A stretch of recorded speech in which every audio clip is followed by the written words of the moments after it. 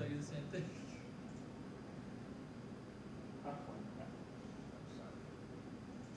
Look. 600 pounds.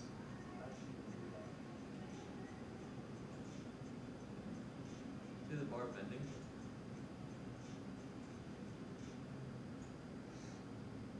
Woo. You work out, Uma? Yeah. Nah, I need to work out. Not much, but I do. Keep it up, man. So I think you guys are all set up. The stream is live now, so just be mindful of that. But it'll go till 2 a.m. tomorrow. So you guys are done by then. All right. Enjoy. Okay.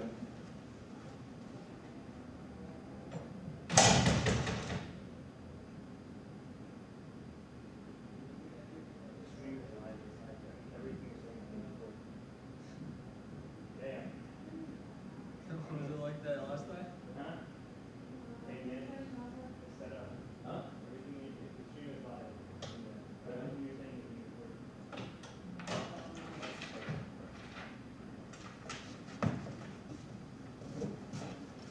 Hey, how are you? How are you? Good.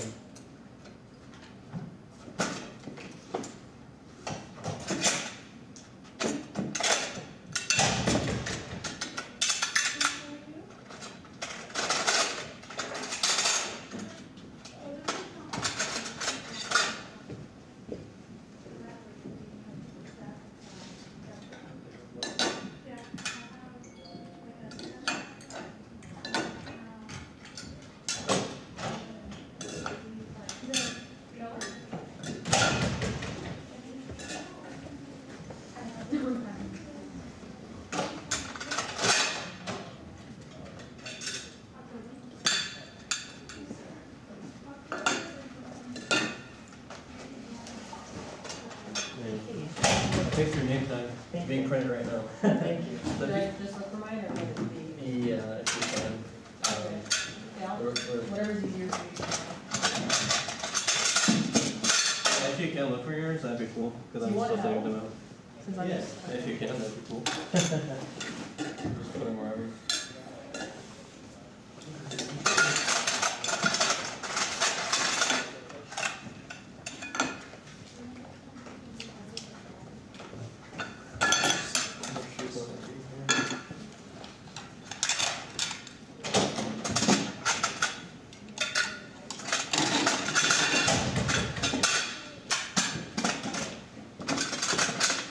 You just randomly placing them? Yeah.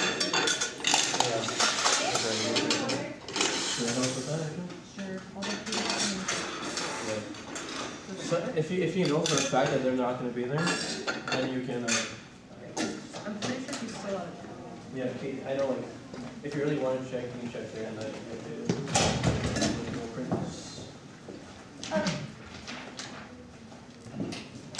You guys have yeah, yeah.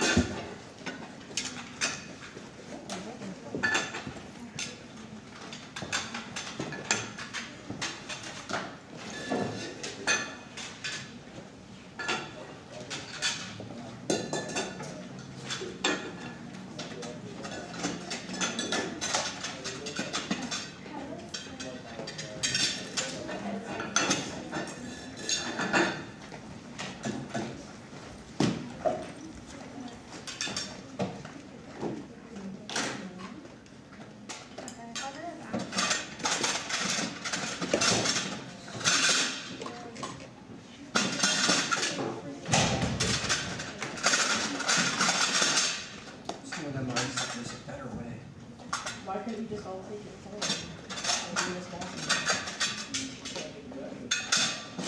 Just leave the papers in it, and we have to clean it up. Have you said official ones? No, they're still in the other.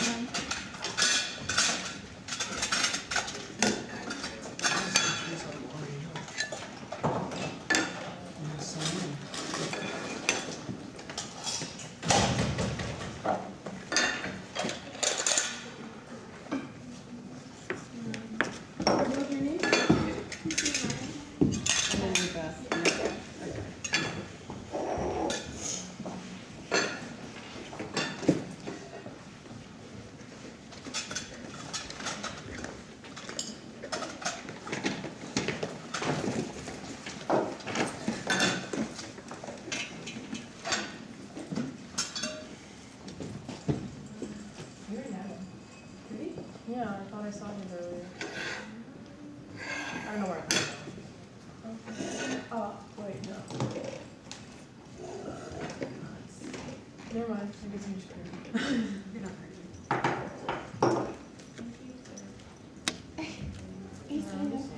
We're just standing there? I mean, I'm here, so.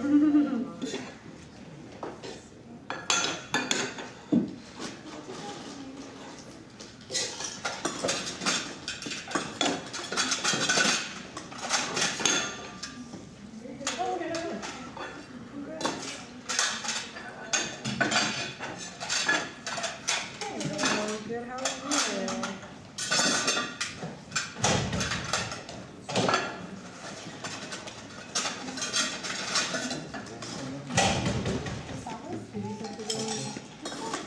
If you don't see your name already up there, they'll get you. Cool. Should I check in there? I Did get it you. do athletics? If Maybe just gonna pick them up. you haven't signed in, please do so.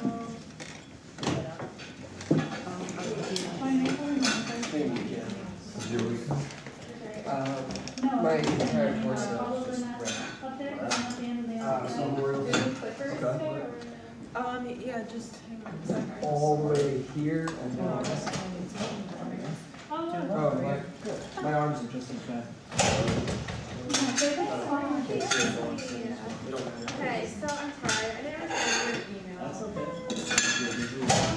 Yeah, you're appointed Sergeant at Arms. I'll say that during my report today. If you have time after the meeting, we can like discuss more. Yeah. Sure. Just have my. Yeah, I do have numbers.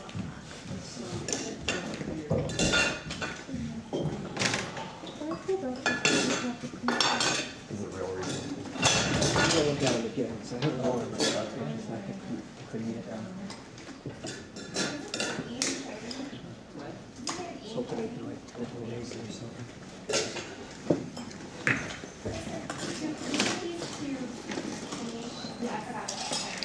Yeah, I would just put it at this little vet place. He'll figure it out. I've never liked this thing. I think it's always just like banging on the desk. Okay, so we actually did like, there's a difference. It doesn't sound good because it bounces. It sounds a lot better, you know? It's like, it's sort of that you, yeah, that you put on furniture.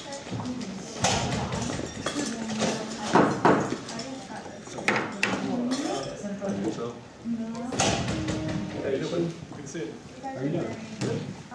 Where's Yeah, I'm congratulations. You guys are helping me through. Confirming tonight. Nope. I thought I'm in there.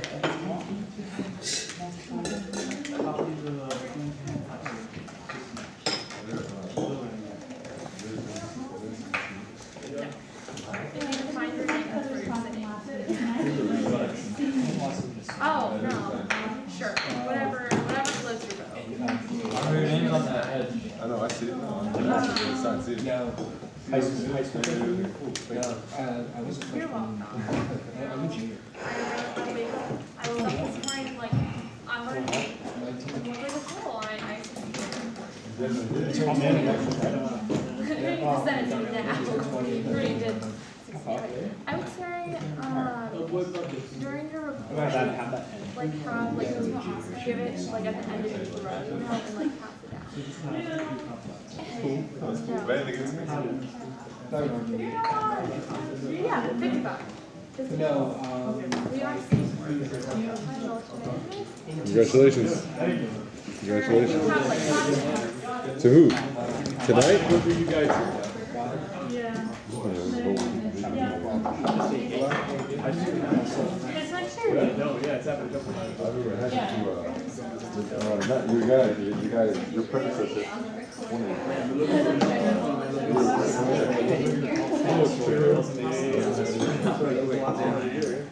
I knew you would not let me do that. Just, No, I don't think it was.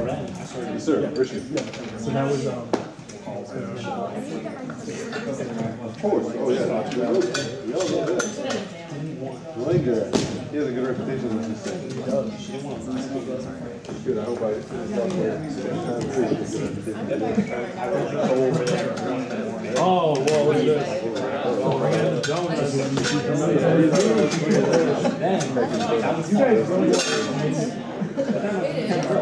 Y'all gonna be committed to the army. No, I'm just saying, you're the chair, I'm asking you. You guys are 3 straight, right? Is it 3 years straight?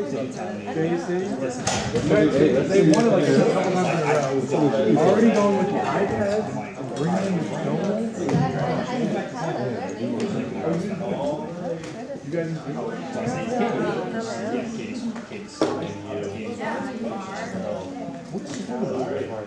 What provoked you guys to do that? Friday day. I know who like doing it. That's good to know. Might as well just leave now. Might as well. No, we can't leave now.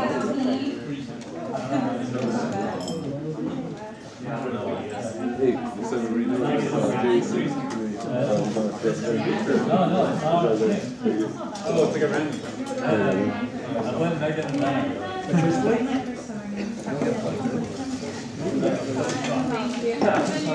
Come on.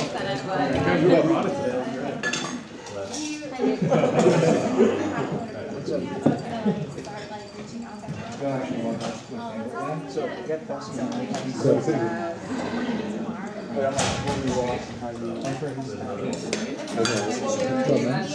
Bro, I hate you. I was on the other side. And I said, I'm not. But I didn't see the last one. I was like, oh, good. Listen, this city is big enough for 2 hours. Little almost. At least you're sitting. I'm intimidated when I sit next to Only you. big in Then- size. It's all about what's in here. Upside down.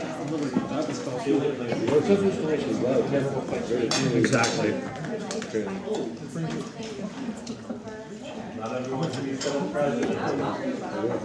There's no vice chair. Thank you, man. It was a difficult I was gonna nominate somebody just to give you just to heckle you. I knew they were gonna say no. I was just gonna nominate him because he was sitting next to me just to heckle me, and then I knew he was gonna go flying it. What? Dennis, Wait, hold a minute. presentation. I really lucky. Yeah, mine's somewhere there.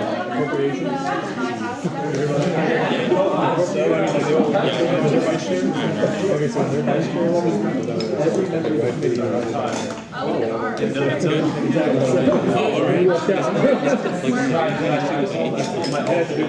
So every single member of the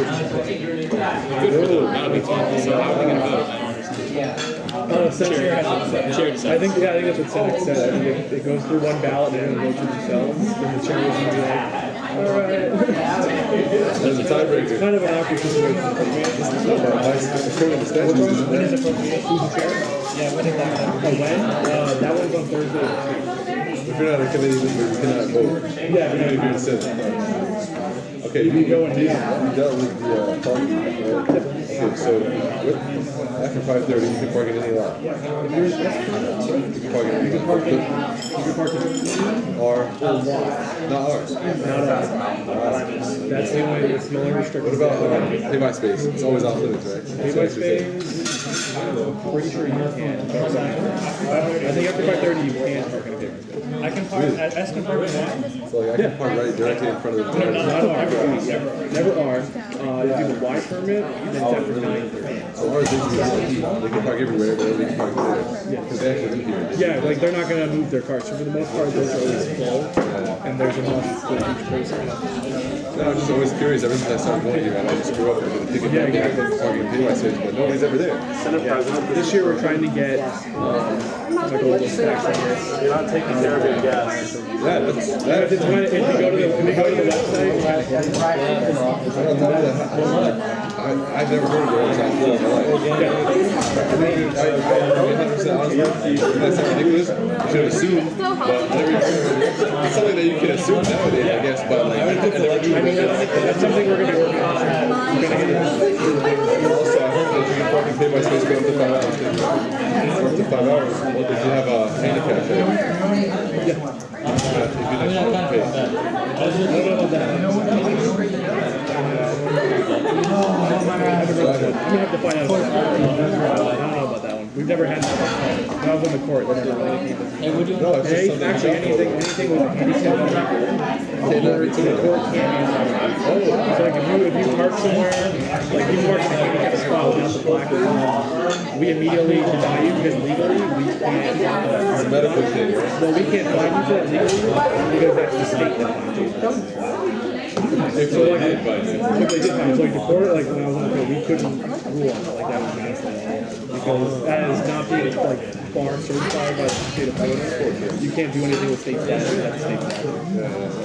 What are some valid reasons for that? People Like, given that we get a lot. You're good, yeah, that actually. Hey guys, we're starting in 1 minute. Every time that we used to go to one of these, it was like if somebody was driving a compact car, the person gets contact with down the garage, and they would get stuff out. So that's something to appeal. So like 100% of the time, compact car, compact space, and you gotta take for it, the court would rule. That's not Yeah, bad. make sure you get that. So that's a win-win. That's a win-win, yeah, you're gonna win most likely 100% of the time. That's something we can see. So I guess these guys are the contact car. Yeah, so that's something that, like, we have a meeting next week on that. And that's something like, we're gonna be bringing It's up. 4 doors and it's not that big. Yeah, it's 4 doors and it's like a small sedan, that's compact. Like, it's a big minivan, no, it's bigger. Yeah. So I mean, that's something, we have to get signage. The signage is a big problem, that was like one of our last groups. Was a guy starts at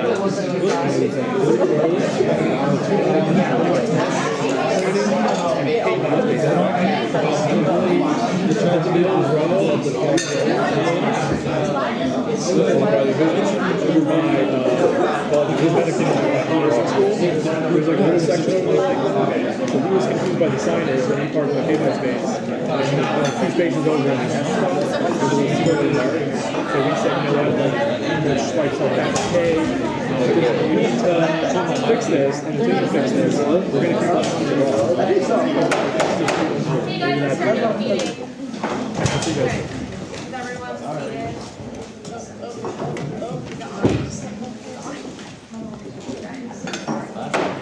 I now call this meeting of the Senate to order on Tuesday, May 26th at 6:01 p.m. First thing on the agenda is Pledge of Allegiance, so everyone can please stand. Flag. And we will have Senator Landy. I pledge allegiance to the flag of the United States of America and to the republic for which it stands, one nation, under God, indivisible, with liberty and justice for all. Next on our agenda is first roll call. Does everyone have their clicker?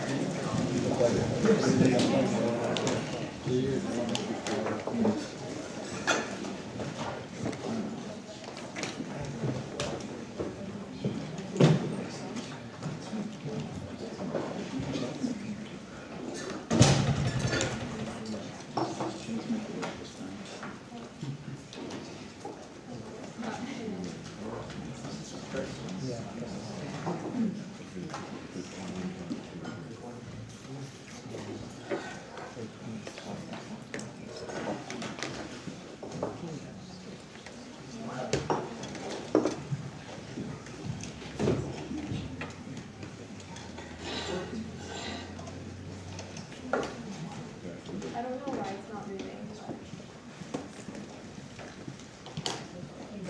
Yeah. How many clickers are out?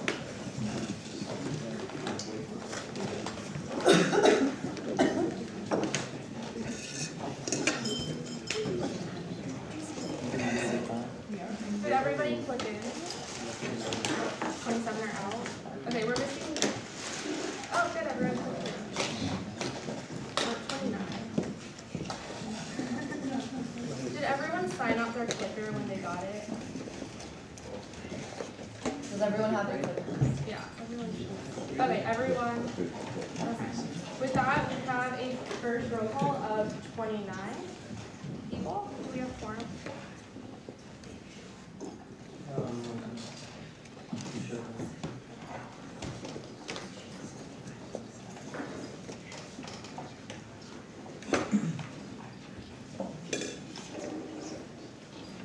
Next on the agenda is additions, deletions, and/or clarifications to orders of the day. So I sent out the minutes from yesterday, May 19th, and I added that, and then also the 5 appointees past JEC this afternoon. Chairman Hibble. I move to add the constitution of the agenda, and I move to add the additional minutes and then. Are there any objections? Seeing none, then add it to the agenda.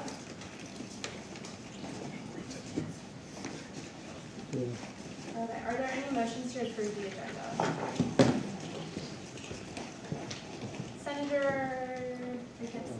Omar. Omar Amin, for the record, I move to approve the agenda. Are there any objections to approving the agenda? Seeing none, it is approved. Next on the agenda, we have additions, deletions, and/or changes to minutes. There were three sets of minutes sent out. Are there any motions? Chairwoman Bennett. I move to approve the minutes sent out. Are there any objections to approving the February 10th, 17th, and May 19th minutes? Seeing none, they have been approved. And this is closing. Okay. And then next on the agenda, we have the legislative branch report, and we will start with the committee of rules. Hello, everybody. I'm Aladdin Hibbo, Chairman of Rules. The Rules Committee met last Thursday. We went over some practice legislation. We wrote up a piece of legislation on Title II, a practice one, so it doesn't count. That one was tabled until next week. We also reviewed a piece of legislation that I wrote, also just for practice. It doesn't count.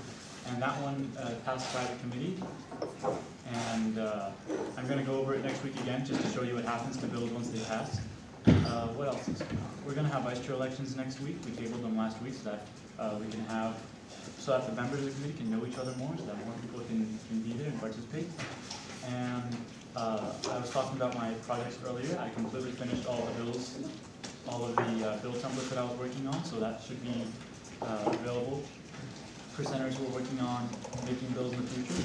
And I also have a document here. You guys can pass it out. That's just a bill writing guide. So if any of you guys wants to write a bill or a piece of legislation, then this is just a really short one-page document that shows you guys how to do it. Just pass it out. Are there any questions for Chairman Hibbo? Seeing none, while he's passing it out, we'll go to Committee on Appropriations and Audits. Good afternoon, everyone. Last meeting, we had a training session for the committee members before we got into any business. We had a fake interim budget request, which was a lot of fun, the Coffee Drinkers Club. Thank you to my committee who did a really good job for a first time. They made sure that they were asking the right questions, and they were asking about why certain things should be funded and shouldn't be funded, and the liability issues. And next week, or this week I should say, Thursday, 2 p.m., we have another special session because of Memorial Day. So we're going to be doing vice chair elections and 3 budget transfers. So if you guys are curious about how a budget transfer is done, then you are more than welcome to come. It's going to be in the SG company. Are there any questions for Chairwoman Disker? And I actually sat in on that committee, and the committee did a really good job pointing everything out. So I just want to say good job to you guys. Next we have Chairwoman Wyatt with Judiciary and Ethics. Today in JEC we did 5 confirmations. They all passed. We also had elections for our vice chair, and I would like to say congratulations to people here.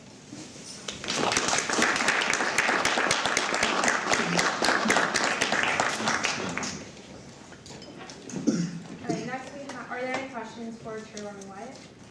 Seeing none, now we're on the Committee on Special Funding. Okay, yesterday in special funding we didn't meet due to the holiday, but we'll be meeting next Monday at 11 a.m. in the SG conference room. All are welcome to join.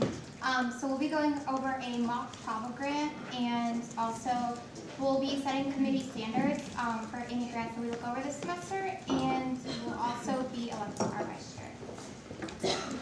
Any questions for Chairman Leanne? Seeing none, now we have Pro Tem Liaison. Hey, good evening, guys. Chris and I have just been busy with making sure that everything is in line for Senate. I just sent out all of you guys emails so that you can get swipe access to the SG offices after hours. So that should be happening probably by the end of this week or early next week. Besides that, I've got this form here that all of you need to fill out, including the chairs. It's pretty self-explanatory. Go ahead and fill in your name here. The left-hand side, and on the bottom it says any group or memberships that you have. So list any sort of organizations that you're involved in that includes Greek life, any other.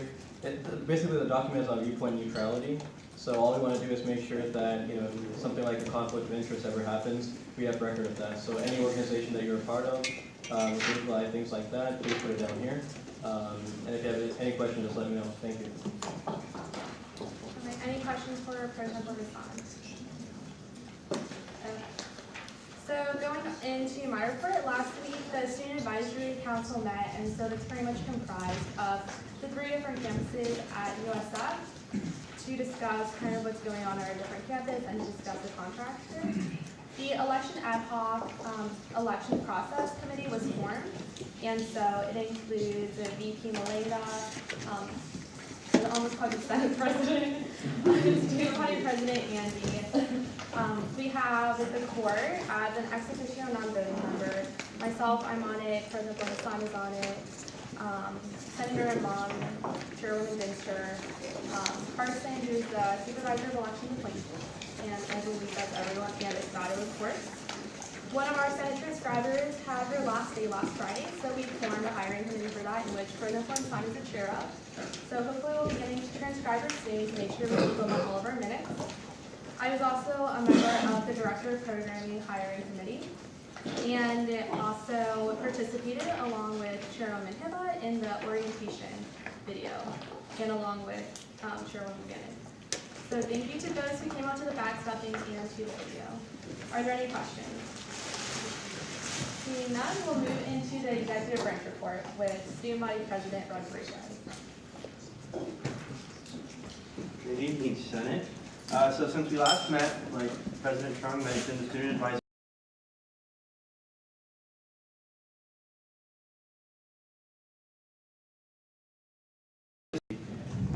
since we last met, we also filmed the orientation video. That was mostly headed by Juan, but there was a lot of help from Judalyn. And I also wanted to say thank you to all of the senators that came out to be a part of the video, as well as the street team. This last Friday, we also had bag stuffing for orientation, and it was honestly a bad weekend to do it with Memorial Day happening. So we were only able to get through half of the bags. And we'll be scheduling another bag stuffing, so keep your eye out for that. I had a meeting with Dr. Miller this morning, and we discussed the Riverfront Park project, as well as the progress on the P3, which is the housing that's going to be opening up in Andros. And according to him, the university has gotten the thumbs up, and we're going to be moving forward with that coming next school year. Malanga wanted me to let the Senate know that he is devastated that he cannot make it to the Senate meeting today. He's currently in New Jersey with his family. Mr. Cirillo from the Solicitor's Office of Legal Affairs has been working on setting up legal aid for the summer, and the first date of legal aid will be on June 12th. So if you know anybody that needs legal aid this summer, point them in that direction. This Saturday, FSA elections are going to be happening on this campus, which is actually really exciting. For those of you that don't know, FSA is the Florida Student Association, which is a body comprised of all the university trustees, the student trustees from all the universities across the state. And we're lucky enough to host the elections this year.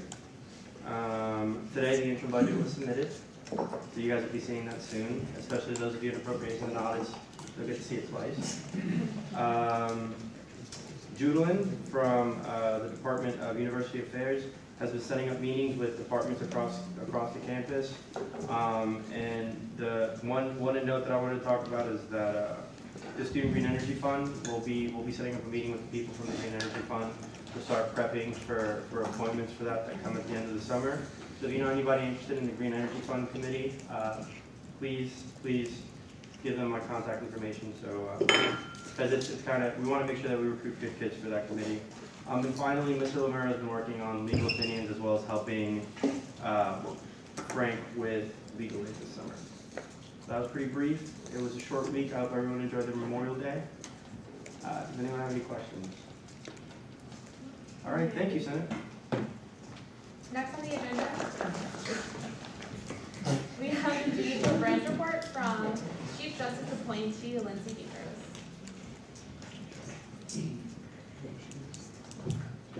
Hello, Senate. So for my report today, we have conducted 15 interviews for the appointments for Associate Justice. So moving forward, Mr. Rodriguez is able to appoint 5 justices to the court.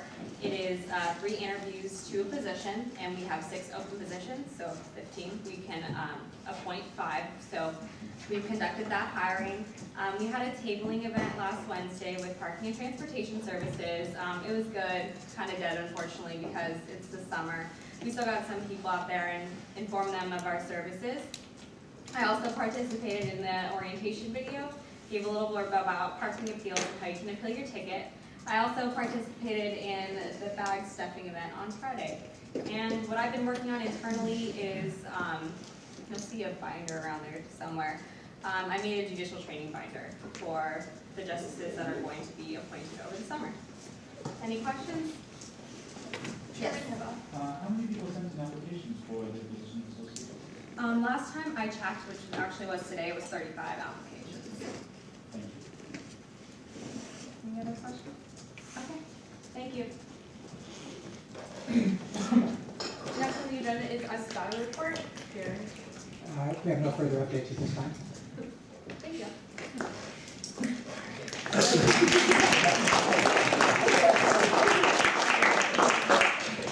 That's because we all love you, Gary. Next, moving on the agenda is open forum. Does anyone have anything for open forum? No. Okay, moving down the agenda, we have confirmation training presentation by Chairwoman Wyatt.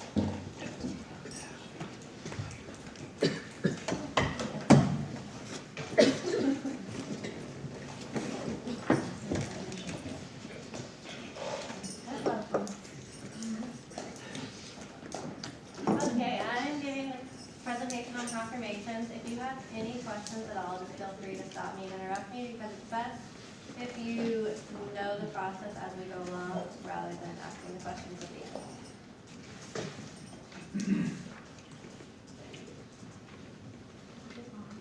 Yeah, we can do it. Okay, so before anything else, the nominee will have 5 minutes to give a presentation that's made by them. After that, a senator will make a motion to enter a question and answering period. So JEC members, you should be perfect at this now. An example would be I, Senator Wyatt, motion to enter a 10-minute question and answering session with 1 minute speaking time. And then senators shall ask the nominee questions related to the job. And all of you should have received a paper on the legal questions that you can answer. So make sure you look that over because it actually is very important. If it's not related to the job, you shouldn't have to ask it. So, good question. Ask about goals and objectives, ask about experience. So today we have Lindsay is going for Chief Justice. Here are some example questions you could ask her, like describe the court's trial procedures would be a good one to ask. Bad or illegal questions would be things that are related about military records, height and weight, race, color, gender, age. Basically, if it doesn't have to do with the job, don't ask it. Some examples. Have you ever been arrested? Who do you live with? Which is kind of weird anyways. I don't know why you asked that. After the question and answering period, a senator will make a motion to enter a discussion period. Again, it sounds exactly the same. I, Senator Wyatt, motion to enter a 10-minute discussion period with 1 minute speaking time. Then the Senate will discuss their thoughts on the nominee. Sometimes this can get pretty heated. People can disagree, which is fine. It's actually good if people disagree. Just make sure you remain respectful. That's the biggest thing, is don't judge anyone based off of their opinions, and always be respectful. However you would want to be treated, treat them. After that, the Senate may request an additional question and answering period if they feel necessary. This happens when we just can't come to an agreement and we'd like to ask the nominee more questions.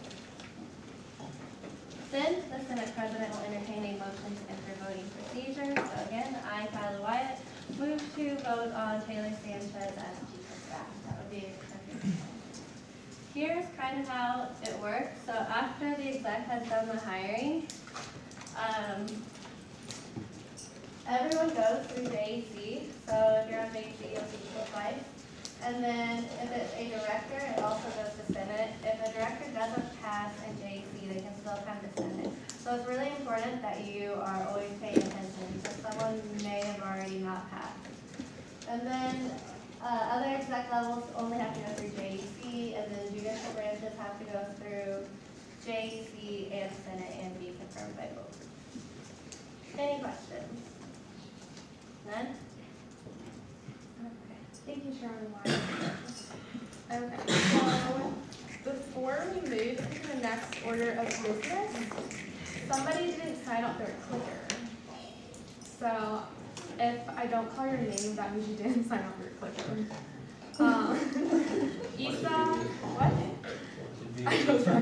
Isa Ali, Omar Amin, Rana Das, Jesse Davidson, Melissa Dinster, Aladdin Al-Munir. And if I say your name wrong, please let me know. Jurgis Fami, Emma Fontaine, Christopher Griffin, Daniel Haber, Amira Harris, did you? Harris. No, Harris, like Harris, H-A-R-R-I-S pronunciation. Okay. Danish Hassan, Omar Hassan, Ralph Hurst, Aladdin Hiba, Eric Hudo, Muhammad Imam, Alex Meridian, Munir Karadine, Munir, Beth Landy, Nicholas Rosario, Hunter Lehman, Oscar Macias, Christine Martin, Nicholas Russo, Megan Summers, myself, Jessica Vanek, Milton, Eunice, I don't know, I never get it. Kyla Wyatt. Did I not call anybody? Is there anyone whose name I didn't call? How are we missing one? Did anyone take 2 clickers? No? How did you count?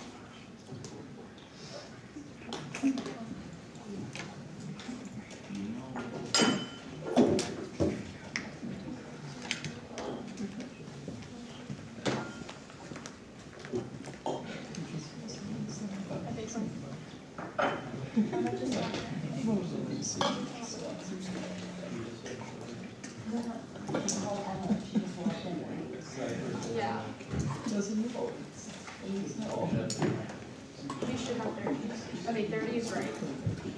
Okay, we're good. Okay, so moving down the agenda now. Next we have confirmation starting with Chief Justice appointee Lindsay Petros.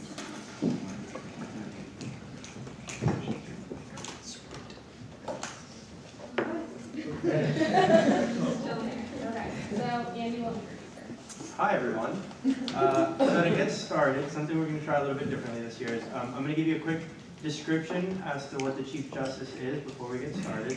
And then I'll go in, talk about the applicant pool, and talk about the applicant themselves. So first with Chief Justice, I'm going to talk about the court as a whole and then the Chief Justice's role within the court.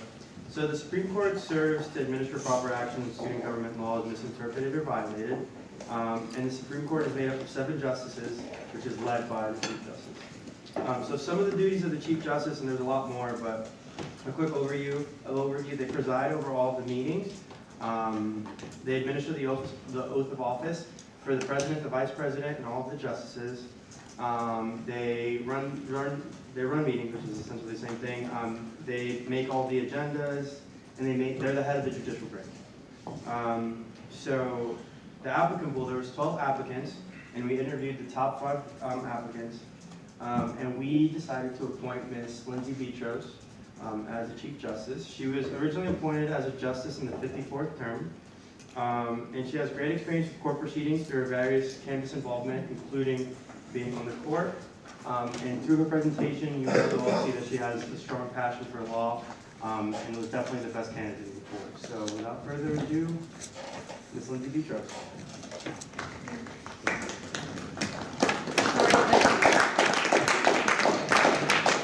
Alright, so just to explain for yourself and the other appointees who are in here, you know Tyler already, you have 5 minutes to present. 1 minute I'll give you 1 gavel, 30 seconds 2 gavels, and then I'll gavel you out, and you have 10 seconds to wrap up.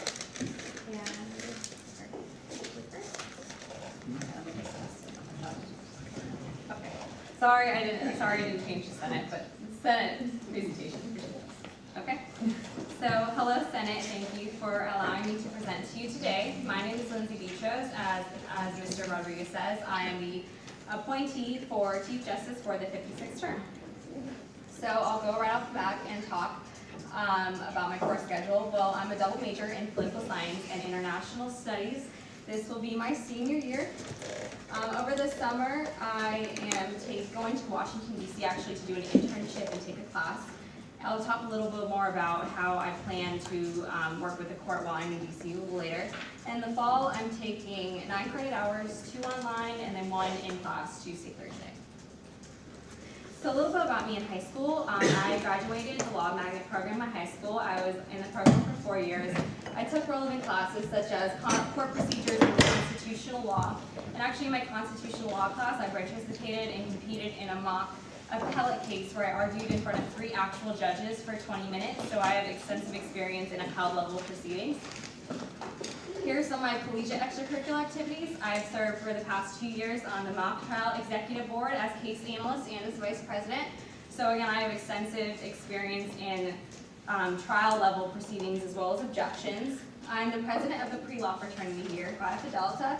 I have had various internships in different organizations, and I also have leadership experience within USF for the Center in Leadership and Civic Engagement. I was a full service break site leader for the trip this past spring break.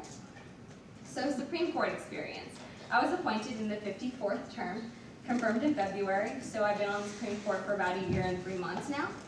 During the 54th term, I basically just became assimilated with our Title V, with Title VII, and the Supreme Court ROPs. I started to sit in on trial, parking appeals, sat in on a trial. I also was a parking and transportation liaison, so I've had extensive contact from the very beginning with parking and transportation services. And that is a duty of mine as Chief Justice, to maintain a working relationship with them.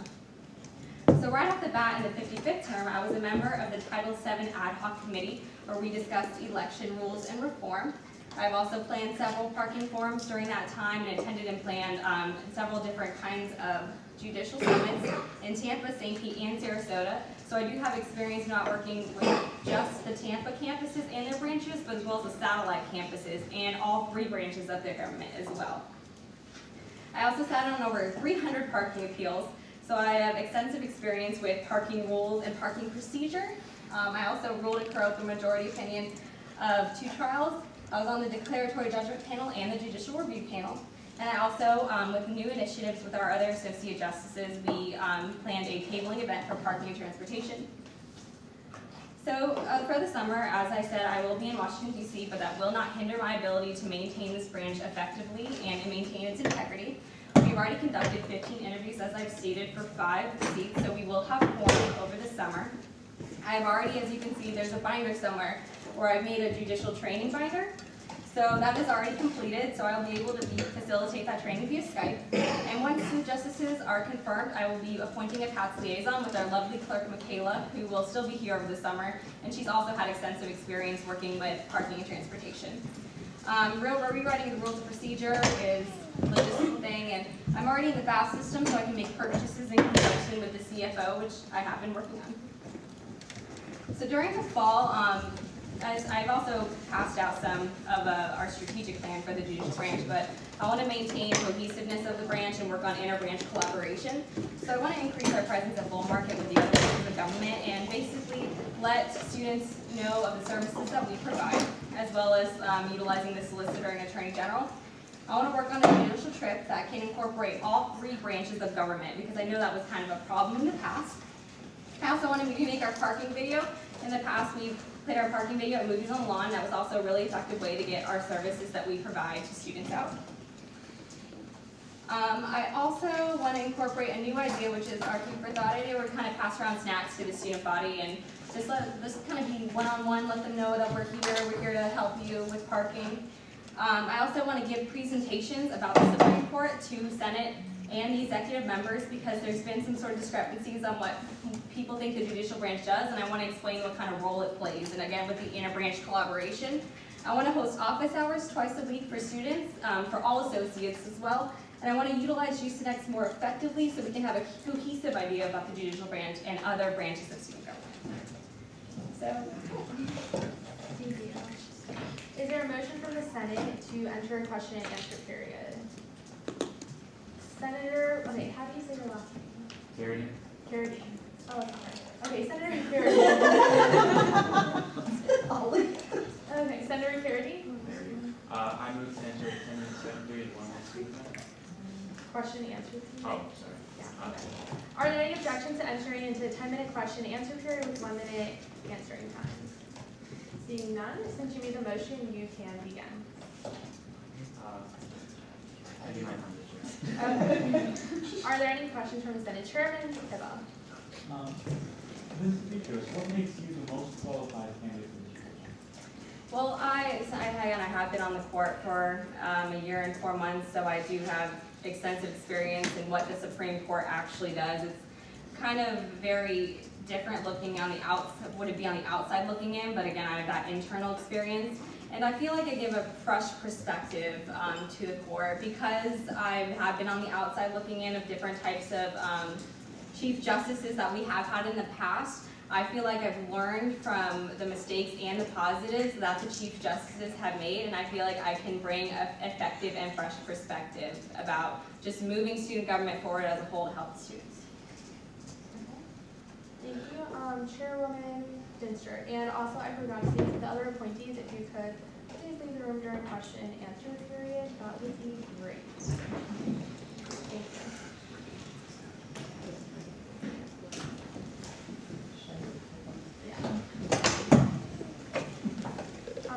And then also, just so you know, I'll give you one double give it 2 seconds on. Okay, so it's a minute. Yeah. Okay. Okay, Chairwoman Dinster. Okay. Ms. Petros, as you said, you've learned a lot from the past Chief Justices. What are some ways that you think we can avoid the problems that we've had in the past? I think one of the biggest things that I felt is just maintaining open communication within the branch. Even though I am a branch leader, I want the other associates to know that they do have an equal vote, they do have an equal voice in the court, and that they can write dissenting and concurring opinions. And I also think it's important to teach ethics right off the bat. I know ethics is not something you essentially learn, but we do have in our Title V a whole section that discusses ethics. So in my judicial training manual, I have our Judiciary Ethics Act printed out so we can discuss ethics and integrity and maintaining the integrity and ethics of the court. That's definitely something that I've seen that can be improved. Chairwoman Wyatt.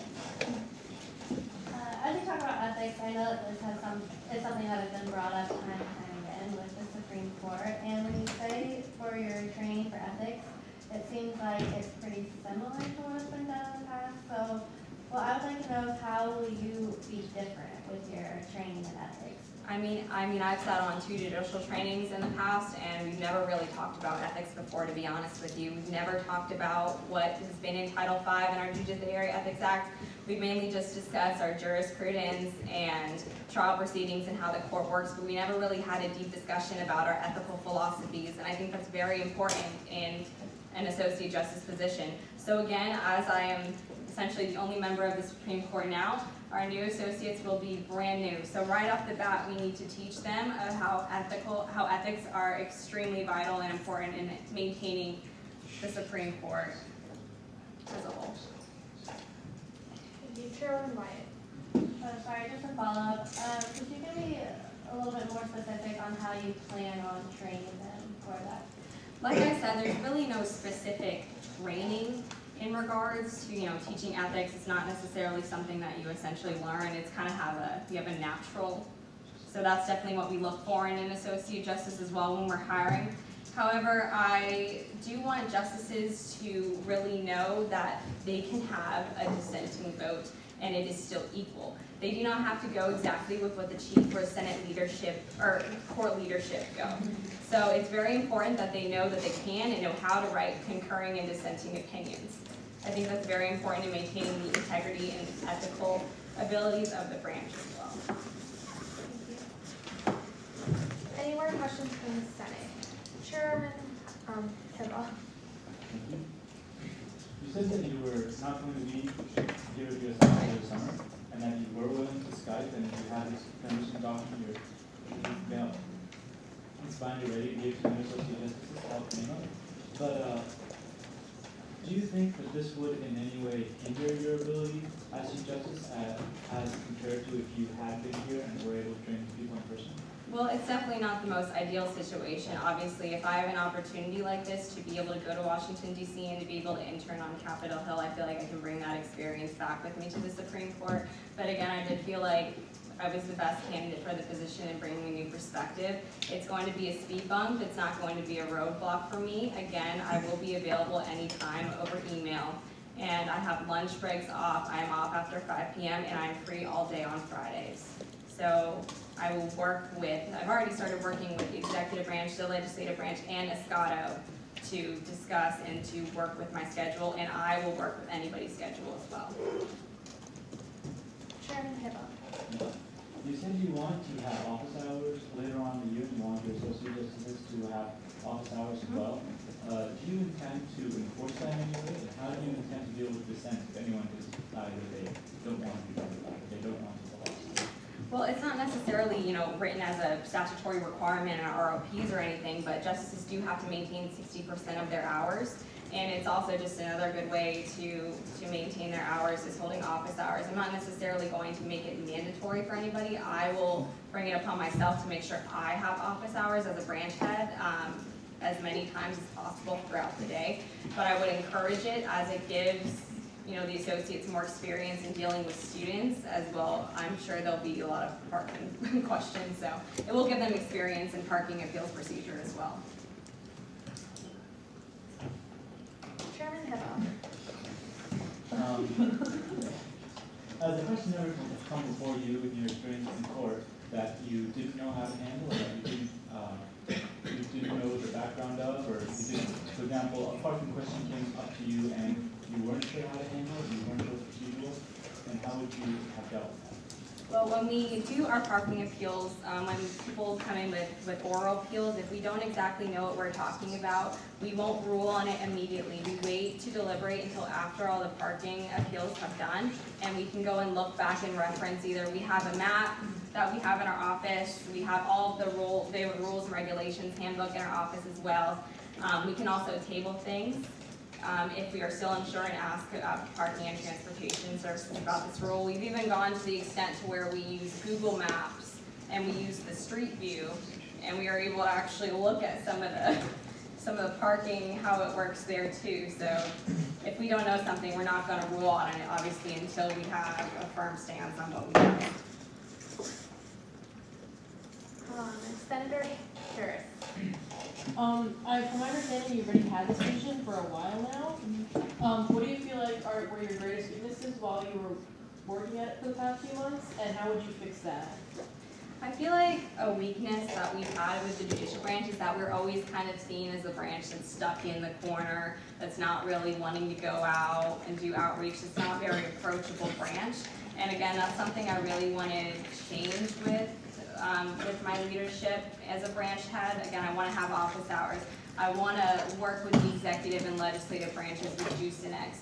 I want to give presentations to the Senate and to the executive branch about what the court does. I don't want people to feel like the court thinks, they're all that, and they think they can just sit in their office all day and not doing anything. That is something I've seen in the past, year and a half that I've been here, and that is something I definitely want to change. Thank you. Chairman Hibble. Last Or was that a follow-up? Did you have your hand up? Was that Okay. a follow-up? Yeah. I see Okay, my Senator time to. My question was mostly directed to your personal weaknesses according to this job. Okay, sorry. No, it's fine. So, I guess saying my personal weaknesses is that over the past year, I've learned that I do have a voice and that I can speak out against something if I disagree with it, especially again with a branch head. As you may or may not know, when we do deliberations and we do voting, every member of the Supreme Court, no matter what ranking they have an equal vote. And I feel like I necessarily, I've learned that, that's kind of been a weakness for me in that sense, but I've learned over time that even though, I'm not a member of the leadership, that I do have an equal vote and I can voice my opinion in a certain way without feeling any retribution. Chairman Hibble. So we here in the Senate today and also in other committees of the Corporation, Moms and JC, fill out forms giving out what are we affiliated with, what do we have connections to, what lobbying connections do we have. Do you expect to or do you want to do something like that for the justices as well, so they can get their affiliations out of the way immediately right away? Or do you intend to wait until something comes up about the coffee club before the coffee club's president decides that he or she doesn't want to participate in this stuff? Well, again, I mentioned this in JC, is that justices, if they feel like there's a conflict of interest, they can recuse themselves. That is something that we do have. So having that's not necessary to me. However, again, I wouldn't be not open to the idea of discussion about it. Obviously, we'd have to have an extensive discussion about it. However, that is a power of the judicial branch that justices have. If they feel there's a conflict of interest, they can recuse themselves, and that means they recuse themselves from every part of the case possible. From the actual trial procedures, they are not allowed. Deliberations, they are not allowed in the room. So it's really up to the justice's discretion. The Chief Justice can't make somebody recuse themselves. That would be an overreach of their power. Thank you. Any more questions from the Senate? Chairwoman Dinster. If there are no more questions, I'd like to end question and answer and move into discussion. 10 minutes with 1 minute speaking time for now. Are there any objections to ending question and answer and then moving into 10-minute discussion with 1 minute speaking time? Seeing none, thank you. Thank you, everyone.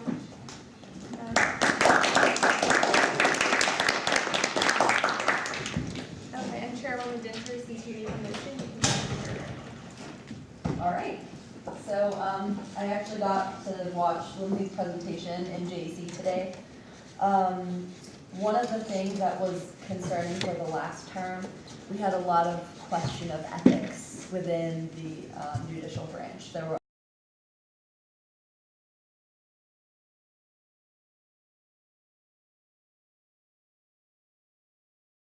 when she's Chief Justice, she brought up ethics, and she brought up that they haven't even gone over their ethics before and that they should this term. So I think that's a really good sign that she's going to be leading ethically. Thank you. And just so everyone knows again, when you have 1 minute to speak and when you have 15 seconds left, I'll do one gavel. Carolyn Wyatt. As far as ethics are concerned, I do feel like she contradicted herself. I asked her what she would be doing for training on ethics, and she basically just said that she was going to talk about it and that it comes naturally. And then if it comes naturally, why was it bad that they didn't have training in the past? I just feel like that was a little contradictory. It's a little concerning to me that she said she's only available after 5 p.m., but she wants to have so many office hours. Is she only going to have them when technically our office is closed? That was a little bit more concerning to me as well. She did say she was available all day on Fridays though, so if you feel that's sufficient time, I do feel like she has a ton of experience. So. Thank you. Chairman Hibble. Just just a small clarification. I believe she said regarding the 5 o'clock that she would be available after 5 p.m. while she's in DC. But when she comes back, that's when she actually intends to hold the office hours, when she's in the OSF and is able to meet people in person. Thank you. Unless I'm mistaken. Next we had Senator Elmore. Chairwoman Wyatt. So she's not having, I'm sorry, maybe I just said, so she's not planning on having any office hours during the summer, or she's only planning on having them? That is a question to the air. To the air. To the air. Chairman Heba. Well, I think this is a matter of understanding what you said. I think it's an excellent question. But from what I understand, if she's going to be in DC, then she can't really hold office hours for the summer because she's not here. And office hours kind of mean you're here to accept people and talk to people and not. So the way I understood it was that when she comes back from DC, she'll be holding office hours and she'll be encouraging her other justices to hold office hours as well, to be able to communicate with students who want to talk. Thank you, Senator Elmire.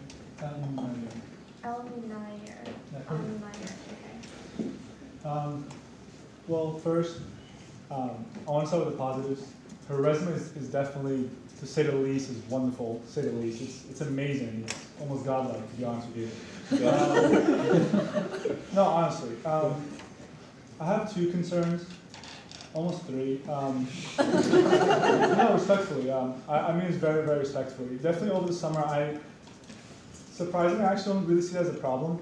If you guys had a chance to have an internship in DC, it would be really, really, really hard to say no at DC. So I think that she'll make it fit, honestly.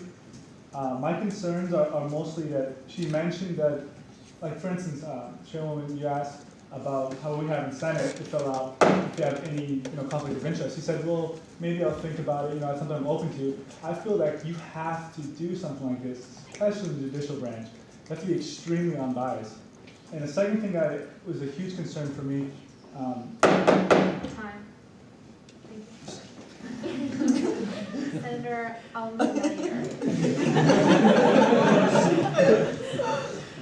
Guys, Thank you. My other concern would be, this was a big concern for me, I mean this all due respect. She mentioned that for the past 1.5 years, she was seeing judges kind of in the corner. She didn't really like that. And another thing she mentioned that she kind of had a hard time to kind of go against like the majority, at least the leadership. That for something like that for me was a concern. So it's something I kind of want to put in the air. In conclusion, to be honest with you, I wish there was other judges. But again, her resume is beautiful. I think she would do a wonderful job, honestly. Those concerns I want to get out in the air. So thank you. just as a reminder to Senate, I know we're trying to keep it light, but realistically, when you think about this, these are people's jobs that you're dealing with. So just keep that in mind. Also, something else is that if you are to vote no, this is a time to discuss why and any concerns that you do have, because the person next to you might have that same concern. So it's kind of just like if you're voting no, you should have a reason why. Also, if you're voting yes, you should have a reason why. Okay, Senator Ali. Yes. So a concern I had is when she was saying that in regards, I think you were saying it too, in regards to ethics, it can't really be taught and that it had to come naturally. I kind of disagree with that stance. I think ethics is something that can be learned and improved upon based on experiences and interaction with other people with different viewpoints. And the fact that she thinks that ethics is something that you're just born with or you have an innate sense for and can't really be changed is something that I feel is very not very level-headed or open. Thank you. Any more points of discussion from the Senate? Chairman Heba. I'd like to echo Renee's concern about the document, but I think this is something that she'll be able to work on once we discuss it more in depth, so that she has the perspective. Regardless, I understand that it's someone's job, so at the same time, though, it's at the head of a branch that we're going to be working with for the next year, so make a good decision. Don't let anything really face your decision other than what you think will be the best for the university and for the judicial branch, and also for us in the student government. and go. Okay, just also a reminder to the Senate, like Chairman White had said, if you feel as if there are some unanswered questions, you have the opportunity as Senate to invite her back in for a second round of questions. Any more points of discussion from the Senate? Chairwoman Dinster. Really quick, guys, if you have absolutely anything on your mind, like, please tell us so that we can all think about it and take it into consideration when we're voting. So don't be shy, please stand up and tell us what's on your mind. Thank you. Any more? Senator Hurst. So according to the Constitution, the only people eligible for the Chief Justice position are current justices, and from my understanding, she is the only current justice. So this gives us a lot of options, but also she's extremely qualified. She gave a great presentation. From what she said, I trust that she'll do a great job.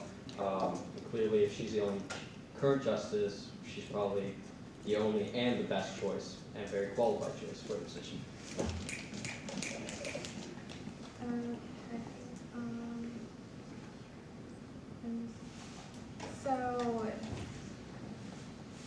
Just so that the Senate knows, there was actually a legal opinion written about that. Yeah. If anyone's kind of just like wants to know about it, you can always bring that up. Chairman Hibba. Can you show us the legal opinion, please? Yes, I can. Thank you. Okay, well, for some reason the screen isn't really connecting today. But I can read it to you, so just try and listen. Okay, so there's a legal opinion asking if only current members of the court may be chosen for the position of Chief Justice. The Student Government Constitution, Article 4, Section 5 states the following. The student body president, by with the advice and consent of the Senate, shall appoint a justice to serve as a Chief Justice for the Supreme Court. The Chief Justice shall serve for one term and may be appointed for additional terms. Furthermore, the Student Government Constitution, Article 2, Section 4 states the following. The student body president shall nominate and with the advice and consent of the Senate appoint justices to the Student Supreme Court. Therefore, it is the opinion of the Attorney General that the Student Body Constitution states, the student body president shall appoint a justice to serve as Chief Justice for the Supreme Court. There is no evidence to me that the intent behind the statute was to allow a non-justice to become Chief Justice. It is my opinion, based on the language of the statute, that in order to be the Chief Justice, an applicant must have first served on the Student Government Supreme Court as a justice. I would add that the statute needs to be amended in an effort to clarify what the intent of the statute is. Until that time, I interpret Article 4, Section 5 as meaning that the President must hire current members of the Supreme Court to serve as Chief Justice. That is a legal opinion written by Richard Lemire, the appointed Attorney General, for the knowledge of the Senate. Okay, any more points of discussion? Chairman Hibble. While logistically, of course, it would make it easier if we were to appoint Vincent Petros. I really would recommend that you don't take that into consideration. You just make a decision based on qualification.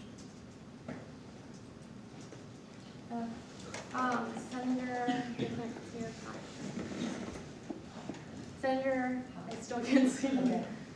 I'm not being very helpful. Oh, Senator, is it Haber or Hawk? Haber.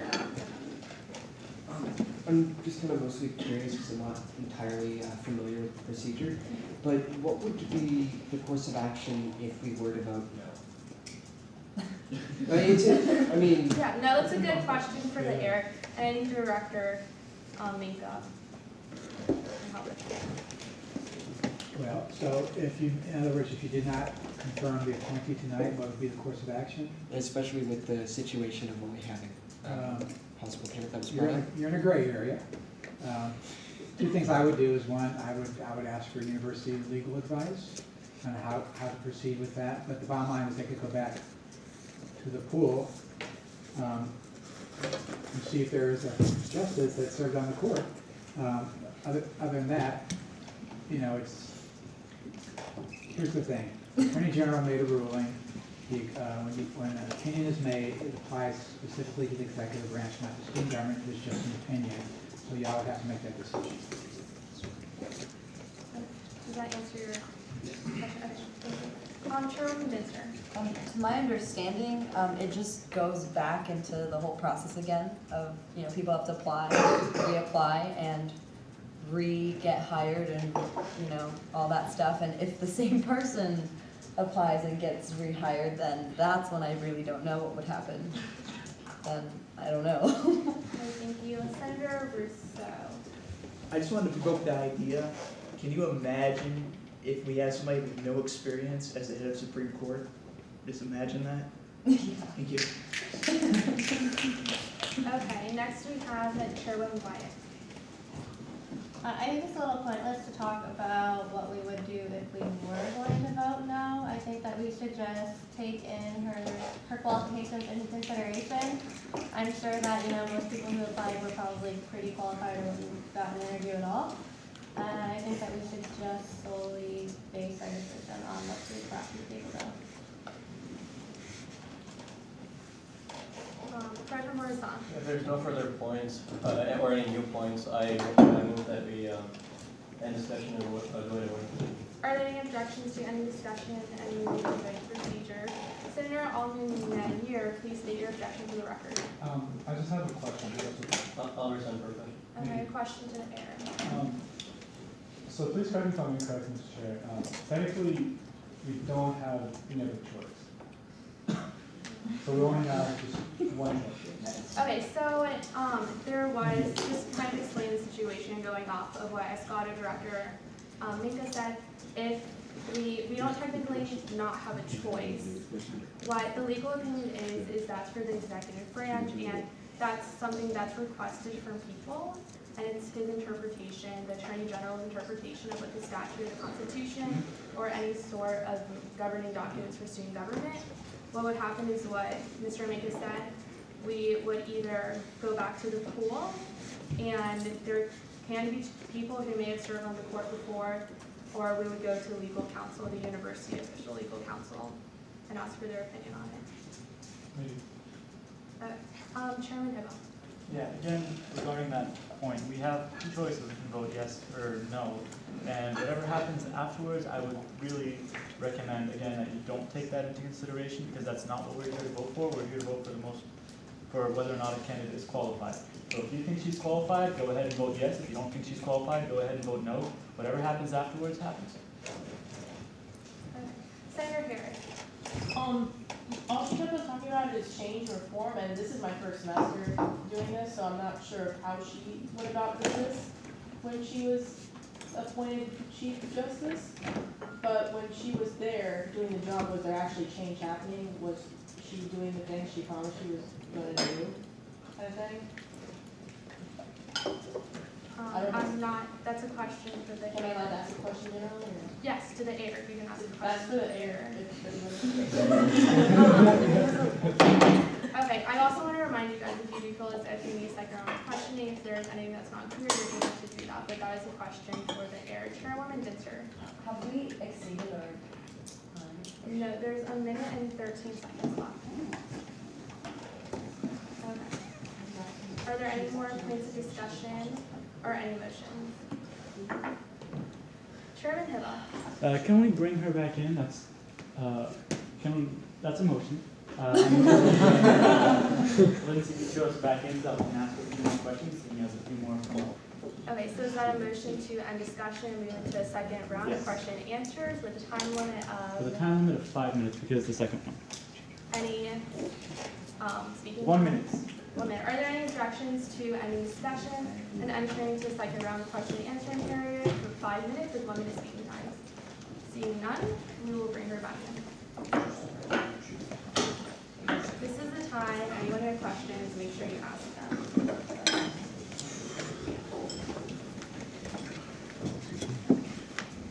So, just so you know, the second round of question and answer period is 5 minutes with 1 minute speaking time. And there's 5 minutes. I will make you example. Yes. Okay. Chairman Hibble, since you made the motion, you may ask the first question. This is not very, it's kind of trivial, but it is about whether or not things have. I'll just say the question. You said that you're going to have office hours and that you will be available after 5 p.m. It is just a clarification of 5 p.m. in the summer, or Oh, okay, yeah, that's just a summer thing. Again, I will be in DC over the summer, but I've already, again, talked with the executive, the legislative branch, and Escado. We've all worked on maintaining a schedule for me. I've talked also with my internist site about my job, and they're more than willing to work with me on other things. And over the fall, I'm only taking one class in class, so I will have plenty of time to conduct office hours and hold trials, hearings, parking, forms, appeals, or judicial trips, anything like that. Okay, is that a follow-up? No. Senator, You said earlier, when you were asked about teaching ethics to future members, possible members, you said that's not something you really teach, it's something that is natural, comes natural to someone. I don't really agree with that statement. Why do you think so? Could you explain that line of reasoning to me? Well, I think something that you're brought up with is something that you hold, your integrity, your ethics, things like that. I mean, it can be learned in a sense that we have specific judiciary ethics that we have to follow. However, when we were conducting interviews for Associate Justice, we did ask them questions about their ethics. And asking questions about their ethics gave us a good idea of what their foundation for their ethics was. And that's really what I was talking about, was kind of like a learned, not learned set, it was an inherent set.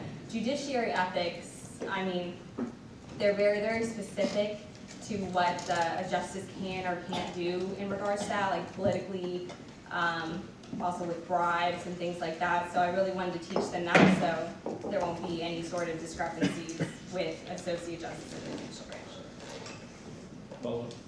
Senator, Okay, so I just want to say that, like, I wasn't aware you were doing for a vetting process, so I can understand the reasoning behind that. And just to clarify, so you are open to, like, bring people in and, like, the possibility of accepting their viewpoints of ethics into your own change? Of course. Oh, Yeah, okay, we that's don't talk about different viewpoints. That's what we're encouraging when we're doing these Associate Justice hirings. I want people with different viewpoints of my own, different types of legal jurisprudence, different types of ways of interpreting the law. I'm extremely open to that. That's something that was lacking in the past with the Supreme Court. That's something I want to have, different perspectives, fresh perspectives of interpreting legal documents and stuff. But I do feel like having a foundational set of ethics is extremely important when becoming a justice. However, again, with the judiciary ethics in regards to our Title V, it's Section 503, that outlines all the ethics that come into play with student government judiciary processes come into play. Thank you. Senator, is it Moranis? Meridian. Yes. First off, let me just say congratulations on your internship in Washington, D.C. And just to clarify, what exactly will you be doing in Washington, D.C., and how will you be able to take that experience and apply it to the Supreme Court? Well, I will actually be in the politics and public policy section. I have interned for Congresswoman Kathy Castor in her district office last summer. And they were gracious enough to offer me a position because they knew I was coming up for DC for the Washington Center internship. So I accepted to work in their DC office there. And I think it's really important because I don't actually know too much about the legislative process. And I feel I can bring that and bring like kind of a new perspective when it comes to the Supreme Court and how the Senate deals with things. So it gives more of an understanding. Because again, we all don't know everything about what other branches do. So I feel like at least it'll help me keep a better relationship with the Senate. Because I will learn about legislative proceedings and things like that. I know they're not entirely the same, in regards to student government and U.S., but it will still have basically a broad overview of what exactly it entails. And I will be reading a lot of legal documents as well. Thank you. Chairman Hebba. You mentioned that you want to do things differently in your term than what was happening in previous terms, and you have been in the position for a short amount of time. Can you give some examples of things that you've done differently?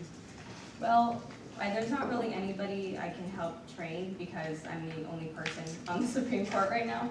But I think what I've done differently already is being involved in the other branches. I went to JUSNX.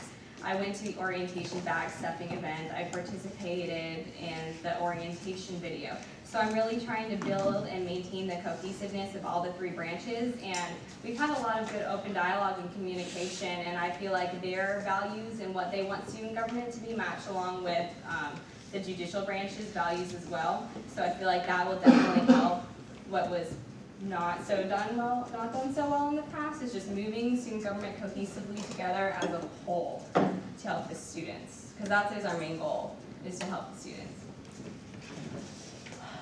Any more questions from the Senate? Chairman Heba? That's a motion. A motion for, Okay, if there are no more questions, I move that should we go into discussion, or? yeah, Okay, then I move that we go into a discussion period of 5 minutes, with, with 1 minute speaking time. are there any objections to any question and answer period or moving to a 5-minute discussion period with 1 minute speaking time? Seeing none, we move again.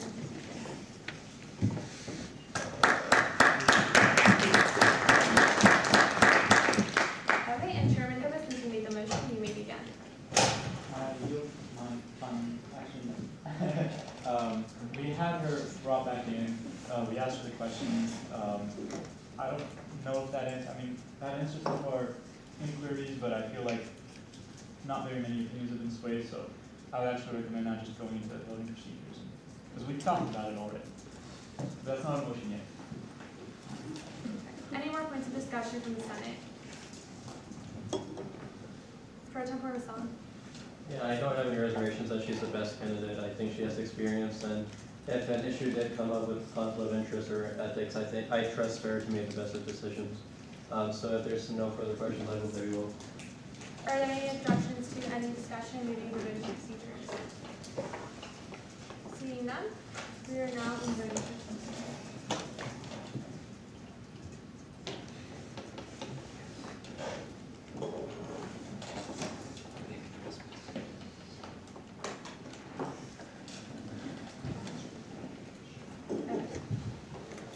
Everybody.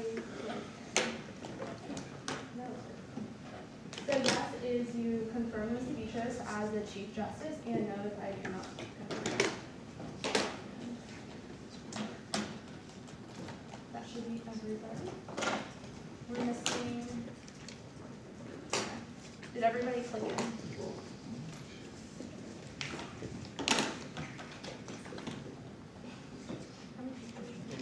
Okay. With a vote count of 26 to 1 to 2, with me as one of the abstentions as chair, who else abstained? Senator Linus, please state your abstention for the record. I applied for a position in accordance to what's in the hiring committee, so I don't want that to come back and look bad on me if I get the position. Okay, thank you. And with that, Chief Justice Beatrice is now confirmed.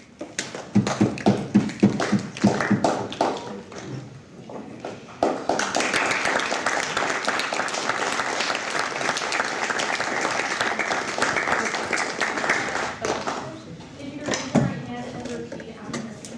As a member of the student government of the University of South Florida, As a member of the student government of the University of South Florida, I state your full name. I, Lindsay Beatrice, Do hereby affirm to uphold the office of I do hereby affirm to uphold the office of Chief Justice. Chief Justice, yeah, To abide by the student body constitution. to abide by the student body constitution, To uphold the statutes incorporated therein. to uphold the statutes incorporated therein, And to represent the student body to the best of my ability. and to represent the student body to the best of my ability. Congratulations.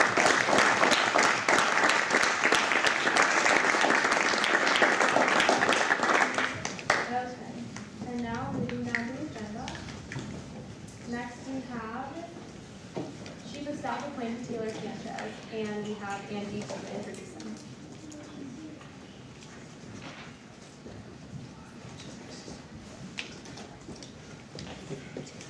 Hello again, everyone. That was fun. So next we have Chief of Staff.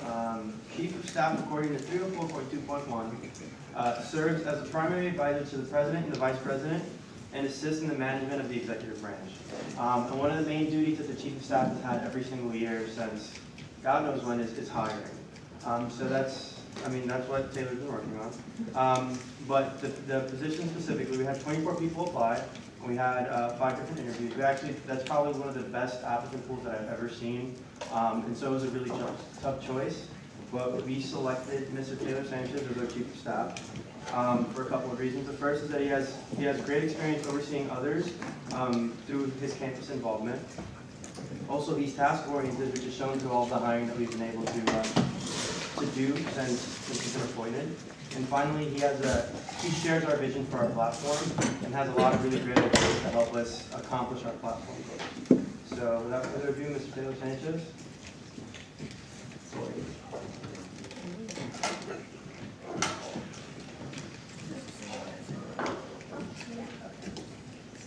And just as before, 1 minute on down over executive left, the gavel will be attended on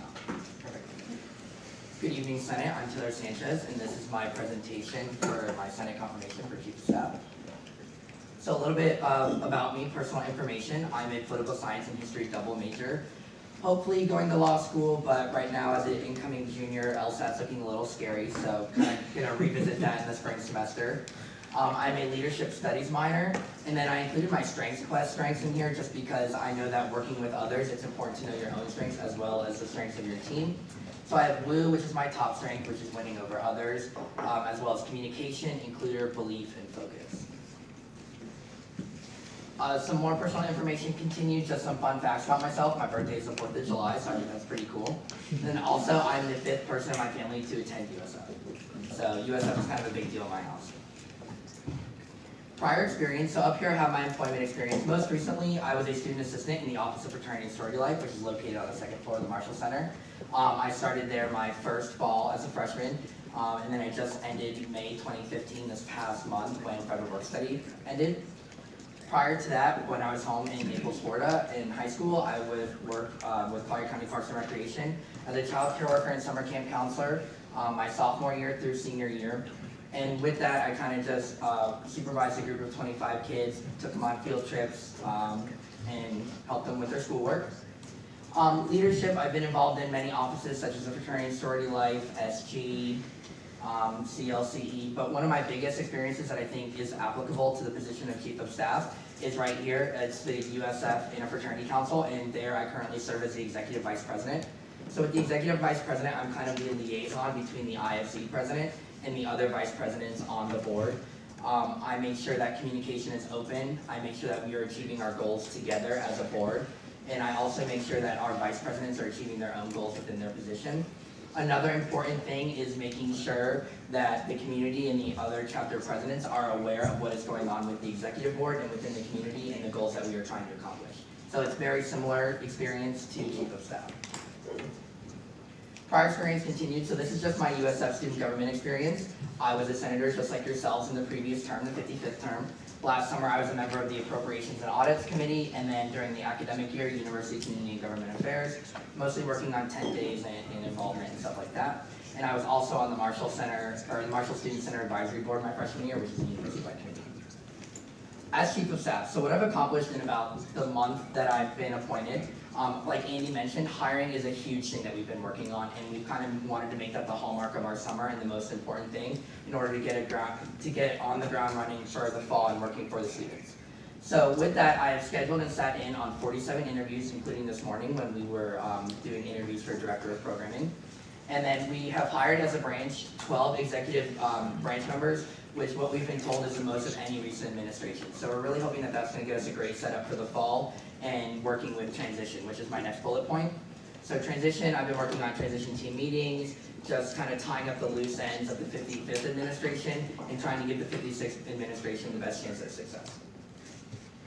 My goals for the 56th term, so retention is a big thing. You see that highlighted in red and underlined. That's something that the 55th administration definitely could have used some improvement on, and I don't want that to happen in the 56th term. And I believe improving the exec branch morale and cohesion is a way to increase that retention rate and to make sure that we are keeping all these positions that we have appointed. Effective communication between the president and VP and then the executive team members, that's something that I've done with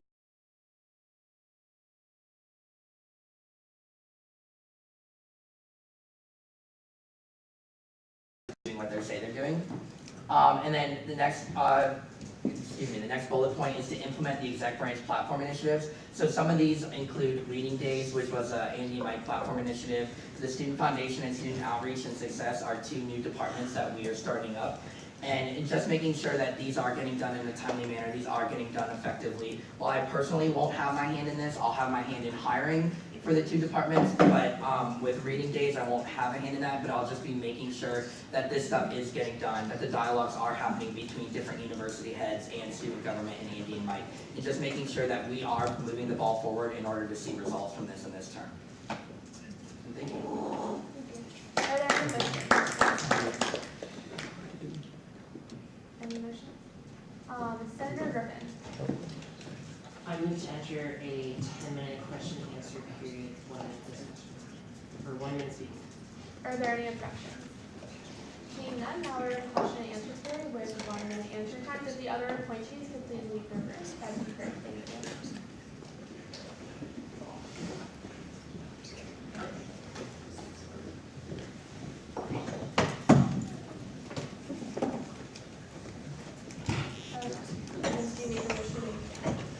Can you explain what the typical process is while determining who you would like to hire?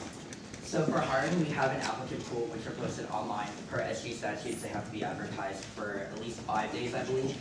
From there, we have a hiring committee which is appointed by the president and the vice president. I'll go ahead and get in contact with that hiring committee. They have access to the whole applicant pool. I asked each member of the hiring committee for their recommendations on who they feel should get hired. For standing positions in Chief Justice as well as the whole court, it's a minimum of 5 interviews. And then for all the department heads and other positions, it's a minimum of 3. So I'll go and ask them for their requests on who they think is the most fit for hiring. From there, we will go ahead and I'll send out the questionnaire, ask them if they have any questions relevant to the position description that they'd like to ask, and then we'll go ahead and do interviews. From there, it's the hiring committee's decision, and we go ahead and do a vote. Sometimes the chair of the committee is different, so for department heads, I act as the chair of the committee. For standing positions, it'd be the president act as the chair for the committee, and then in that case, the chair of the committee is abstains. Chairman Hibble. If you were on the hiring committee for the position of Chief of Staff, what would you do? So this kind of goes along with what I brought into my interview for Chief of Staff. I'd be looking for someone who is very communication focused. I think that's a big deal. I think that's something that's really important. I've seen that in my role as Executive Vice President with IFC. If people aren't talking and people think that maybe the President and Vice President are just going off and doing their own things and not caring about the departments, there's an issue there. And I think that's something that I think the Chief of Staff plays a huge bridge role in making sure that the department heads see what the President and Vice President are doing for them, and the President and Vice President also see what the department heads are doing. With that, I think it's important that the President and Vice President see their own initiatives that the directors are implementing, not only the platform initiatives. Senator Amin. So, since this is obviously a very important leadership position, can you explain how your experience will help you with the role and responsibilities? Yeah, so actually I've seen in this past month, it's been a really good training ground as Chief of Staff. And I've seen are you referencing Executive Vice President role or like in general? In general.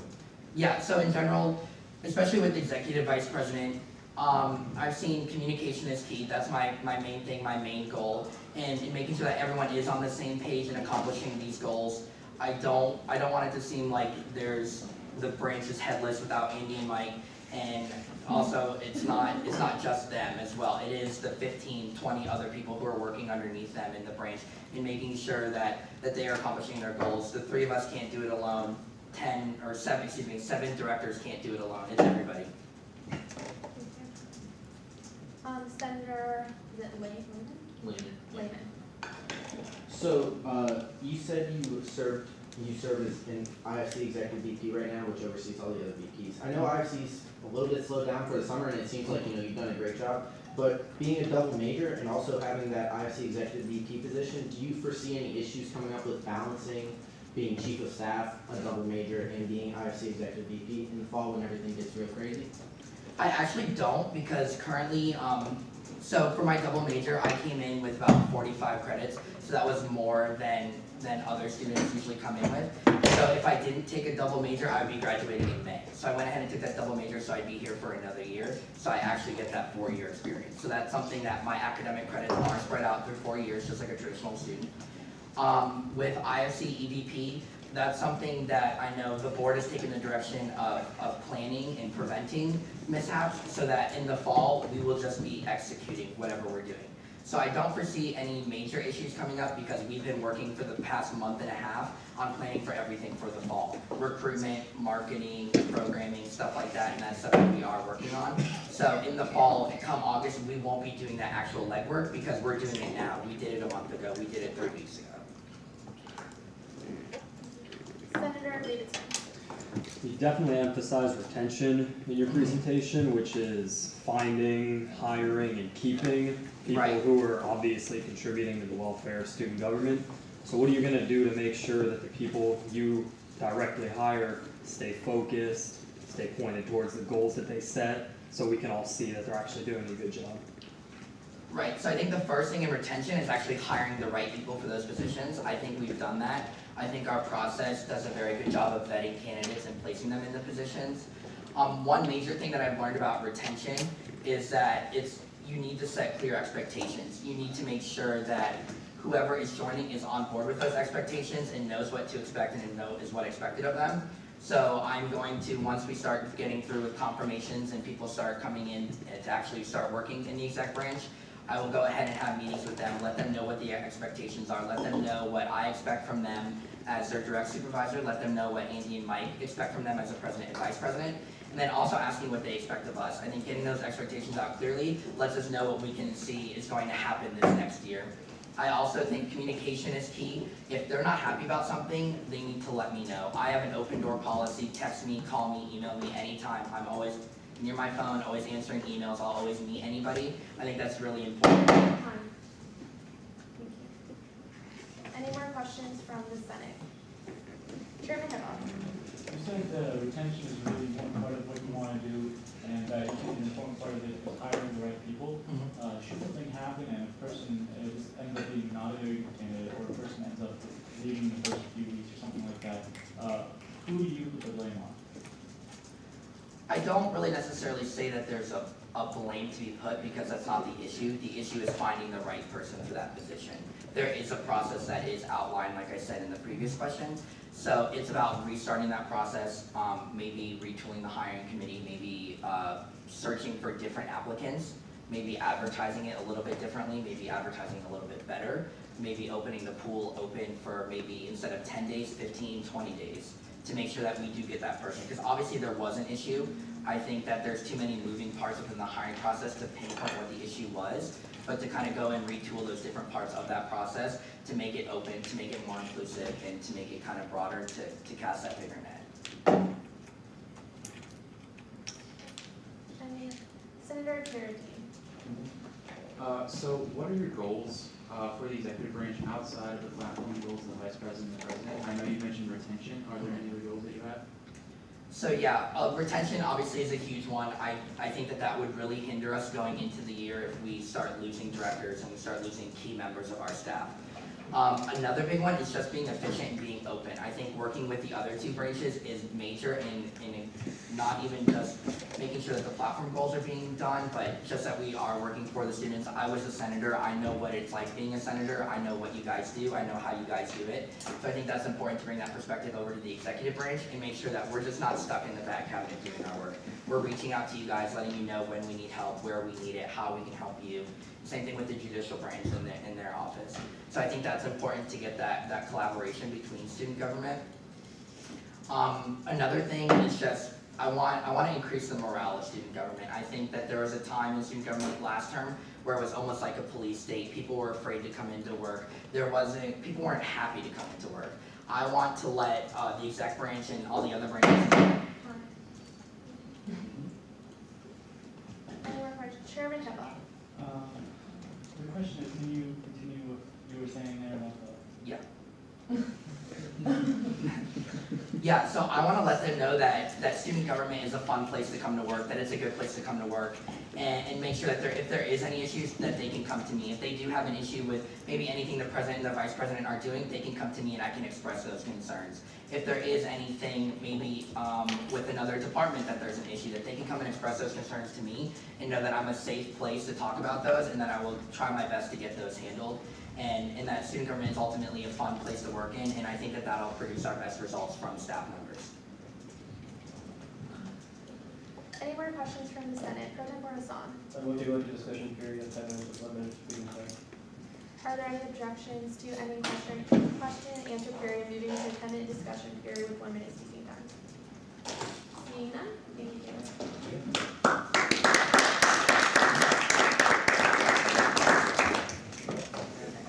President Hassan, since you made the motion, you may begin.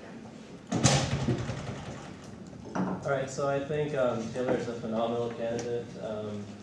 Working with him the past few weeks, I've seen him exceed all the expectations that were set before him.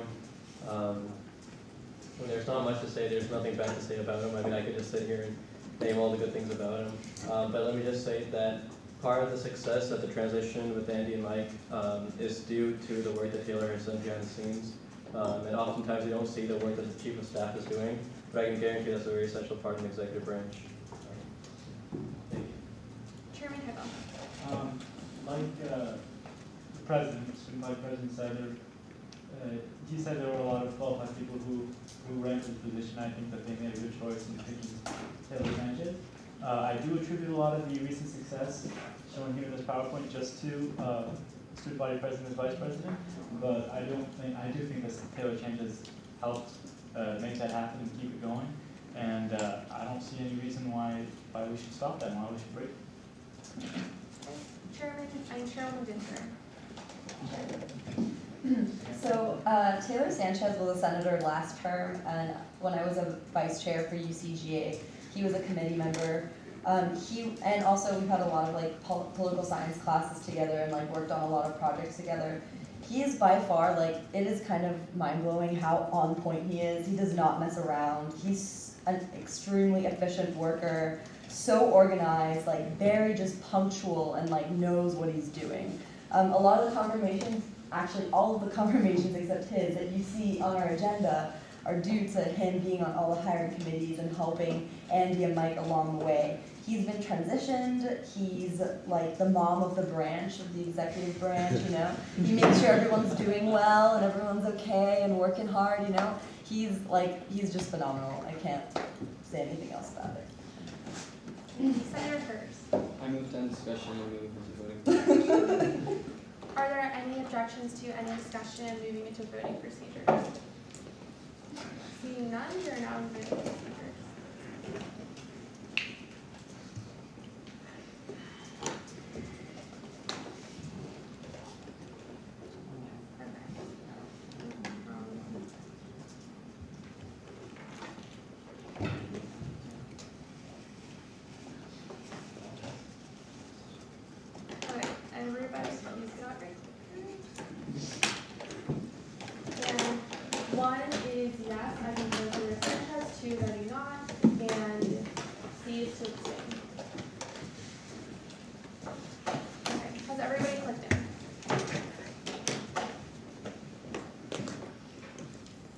With a vote count of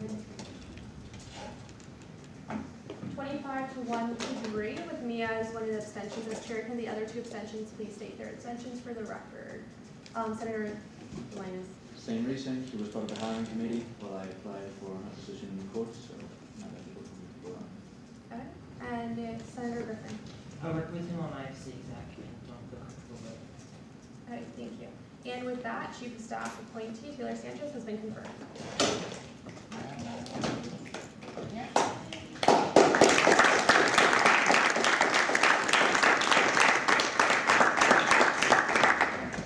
Raise your right hand.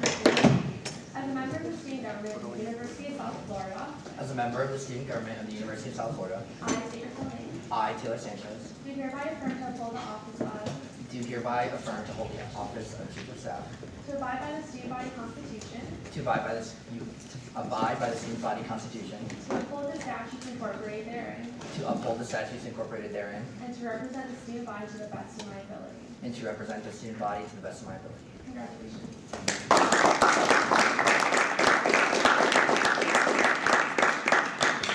Okay, next on the agenda is Chief Financial Officer appointee Sandra Salon. And we have Andy.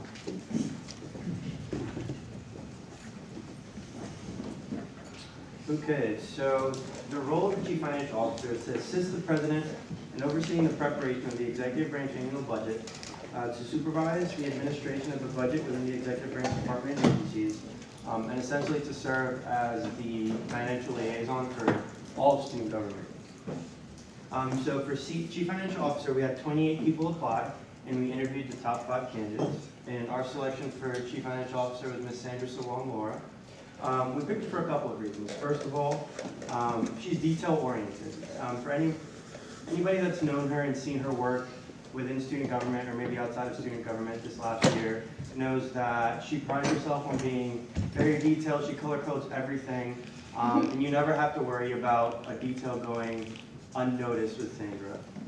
She served as a director of government affairs in the last term, and she, with the help of Tyler Alman, executed one of the biggest events that student government does every single year, which is USF Day at the Capitol. Through her work as Director of Government Affairs, she's had the opportunity to know how the executive branch budget works and help plan closely with the CFO in terms of the finances last year, one of the biggest events that we do. And finally, one of the best things about Sandra too is she's available. One of the big problems that we had last year was that Chief Financial Officer wasn't able to be around during business hours, which is when the A&S business office is open. Sandra, fortunately, will be available from 9 to 5 during the fall, which I'm sure she'll talk about later on. And she's also effective. I know that whenever anything comes in terms of purchasing to her inbox or her desk, that it'll get done in a timely manner, which is different from last year. So she's more than qualified, and without further ado, Ms. Sandra Sawam. Hi, everybody. All right, so some of you already heard me, but here I go again. So as you heard, my name is Sandra Sawam-Laura, and I'm the appointed Chief Financial Officer. So a little about me: I was born and raised in Venezuela. I moved to the United States when I was 9. I did my freshman year of school at St. John's University in Queens, New York. I decided to move back home to be a little more affordable and save money for law school, so I transferred to USF. I'm a double major in political science and economics, and in the fall semester, like you heard, I only have 12 credits. They're all AP classes, and I'll be here from 9 to 5, which are also the same hours that the business office is open. That's why it's so important for me to be here during those hours. So a little look at the past. I served as student government president my senior year of high school, where I managed the budget. I served as student advisor to the school board. I'm actively involved in the Tampa Bay Young Republicans and the Florida Federation of Young Republicans currently. I just recently worked at a leadership training and consulting company, which is a lot of fun. And a fun fact, I'm a certified stylist for Ann Taylor. So I love clothes. Why I'm right for the job. So let's start a little with me being student body president. Like I said, I managed the budget. We had about $30,000, which is a little more than the majority of high school student governments are actually given. Our treasurer only had the right to put money into the account and fundraise. They had no right to spend it. That was my complete and full authority as student body president. I also allocated that money to different student orgs around our high school, and I got to spend that money on homecoming and different events we put out throughout the year. So that was a lot of fun, and it was very hard to manage that budget because we didn't have a business office. It was just pretty much me and whoever in the front office did the books. And then moving on to last year, I was director of government affairs. I actually started as assistant director. When the director left, I applied for the director job and got the director job. I served under a bigger the better administration. That was what was handed down to me. So of course I went on and planned the largest USF at the Capitol this university has ever seen. We took 246 students to our state capitol in Lobby Lobby Harvard University. We had a $20,000 budget, which sounds like a lot, but it's actually not to get 246 students up there. So our budget didn't meet our needs, and unfortunately I did go over. I went over budget for $91.70. But we took more students than ever.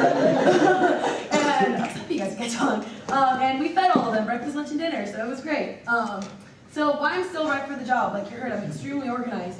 My goal is actually to create a system that all of the CFOs coming up in the upcoming administrations can actually use. And we don't have this crazy transition of me using one system and the next CFO using a different system.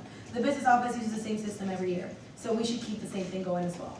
So that's my main goal. A little color coding example. The red is my new initiatives, the black is what every other CFO has done. So what I've already worked on, I created an inter-budget request. You guys will see it soon. It was submitted today. So I hope to talk to you guys about that soon.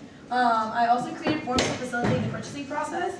So kind of like, I'm sure you guys have seen the non-event and event purchasing forms on the SG website. I created a Google Doc to be embedded into an internal website where all the departments can just put in their request through there. It'll feed through me, and then I'll put it into the business office. And that'll eliminate the turnover for 1 to 2 weeks of back and forth emails when we're purchasing something, which was a huge problem last year.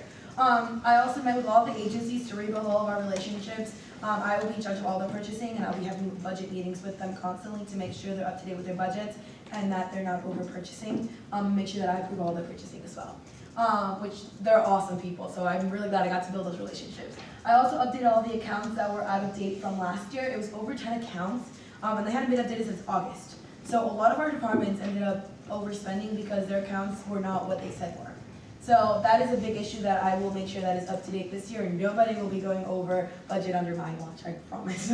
Currently working on the Buccaneers and Corcoran Johnson contract with the Attorney General and President Rodriguez. That's a lot of fun as well. I'm also creating new marketing guidelines that will help SG save money and use marketing in the upcoming year, so we're not creating something that we have to throw away after the event passes if we're going to have the event again.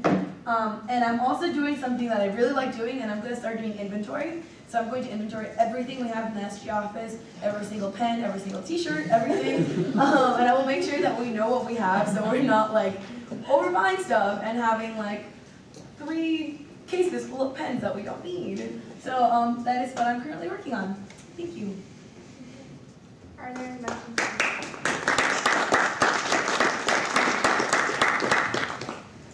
Chairwoman Dinser. I move to go into question and answer period, 10 minutes, 1 minute answering time. Are there any objections to a 10-minute question and answer period, 1 minute answering time? Seeing none, Chairwoman Dinser, can you read the motion? All right. So, Ms. Sandra, how does your past financial and budgeting and just money-related, fiscal-related experiences tie into your position? Okay, so I feel like a big thing is me being part of a department this past year. I feel like we had a very large disconnect with the CFO not being one of the departments. You can ask for a lot of stuff, and Todd can also be like, oh, it's too expensive, I don't want to buy that. But what if by cutting down money, you are not benefiting the students the best? You should be benefiting them. So I think that gives me an upper hand in a huge way. I was in the department, I worked very closely with all the departments, and knowing what the departments do, how the programs work, how we serve the students, and the choices we make will allow me to like approve the purchases we make for each program, for each forum, or anything that the programs decide to have. So I think that's helped me a lot. When it comes to budgeting and the actual budgeting process, I've read Title 8 back and forth, upside down a million ways. So I know it. I'm very excited to get started on it, and I can't wait to actually sit on it so I can put it to good use and work, because that's going to be great. Senator Linus. So just like in JC, but I'm going to ask it again for the rest of the Senate. Can you tell us about the student government purchase order system? Okay, so as a lot of you know, we have 2 purchase orders, event and a non-event purchase order forms. We fill them out, and once they're filled out, you go to FAST, you create a FAST request, you attach it to your FAST request, you submit it to the business office, and then once the business office approves it, they get it back to you, and you either order the stuff and they give you a purchase order and you go and buy it, or they pay for it by phone with a credit card or online, and then your stuff gets delivered, or you go and pick it up. And then we deduct it from the account. So that's kind of where I make the process easier, because in the past what we would do is we would email the CFO and tell him what we needed, and then he'd email us back with like 20 questions. So instead of playing 20 questions for 2 weeks, we just have the form on our internal website. The departments will fill it out, get it to me, I will submit it to FAST. 2 days, it's done, it's submitted. I update the account, stuff gets ordered, and we can move on with our events and serving the students better. Chairwoman Dinster. Now, I know you haven't been on ASARC before, or at least I don't think so, but in a big kind of couple sentences, can you explain what do we do in ASARC? Yeah, of course. So I have not been a voting member of ASARC, but I've sat into plenty of ASARC meetings, and I talked to you and a couple other people that have been on ASARC. And to my understanding, correct if I'm wrong, a student work submits the request, the appropriations chair and all the ASARC people get assigned student works, they sit down, they meet with them, they become the representative of an ASARC, then they go to ASARC, they present their budget, and then ASARC discusses the budget, and then they approve, they disapprove the budget, they send it back. If they approve or disapprove, they have a chance to appeal. Then they come back, they appeal, budget gets approved, put into a big bill, and then signed by the student body president and the university president. Short hypnosis. from the Senate. Senator Griffin. People are making sure that the department still goes budget. So, I love the idea of ASOC of having budget meetings with student orgs. I was never sure why we didn't with other departments. So as soon as the department heads get hired, I plan to sit down with them, tell them, hey, this is your budget, these are the money you have for each event, this is what we can spend on, and when they do have an event, having one-on-ones with them throughout the event every time we purchase something. Every time they submit a request to me and fill out that internal form, before I submit to this office, I will automatically take it off their little, I made like Excel sheets where it has like a formula and a running count of each event. So I plan to submit that form to me before it goes to the business office, put the amount on there, so whenever they see it on the P drive, it looks like they already spent it. And then when the business office approves it, whether they approve more or less and spend more or less, I will update it as well. But just to make sure those P drive Excel sheets are always updated, so any of the departments, whether I'm in the office or not, can go on the P drive and see it. So that's the two ways, keeping that updated in department meetings. Chairwoman Dinster. I'm sorry, you're gonna set up a meeting with the department after every purchasing order request? No, not after every purchasing order request, that would take a lot of time. Every budget? So after the department heads are hired, I plan to sit with them and introduce them to their budget. Okay. So like we're going through the hiring process right now. As they're as they're hired. Okay. And then throughout their events as they need, they want to sit down with me just to update them on everything. Senator Carradine. So you mentioned that you wanted to create a system with future CFOs, sort of to make it better. Could you elaborate more on what you want to do and how you Sure, want to of implement course. the system? So the form is one of those things. We've been using the same marketing forms for about really 2-3 administrations now. That's my whole point with these forms, so we can use them moving forward. I also already started creating my transition binder because I feel like it's kind of ineffective you create transition binder at the end. What if you forget the things you did at the beginning? So I already made tabs of everything, and I've been putting everything I've been doing in there and all the information stuff that we need to know. So yeah, a CFO goes to financial training, but they also have that my binder in the future for all the stuff that I did, so they can do it the same way. I'm also sitting down with the business office every time I do something and every time they change something to see what their process is like, so we can completely imitate their process as well. So those are the ways that I plan on doing it. Chairwoman Bannon.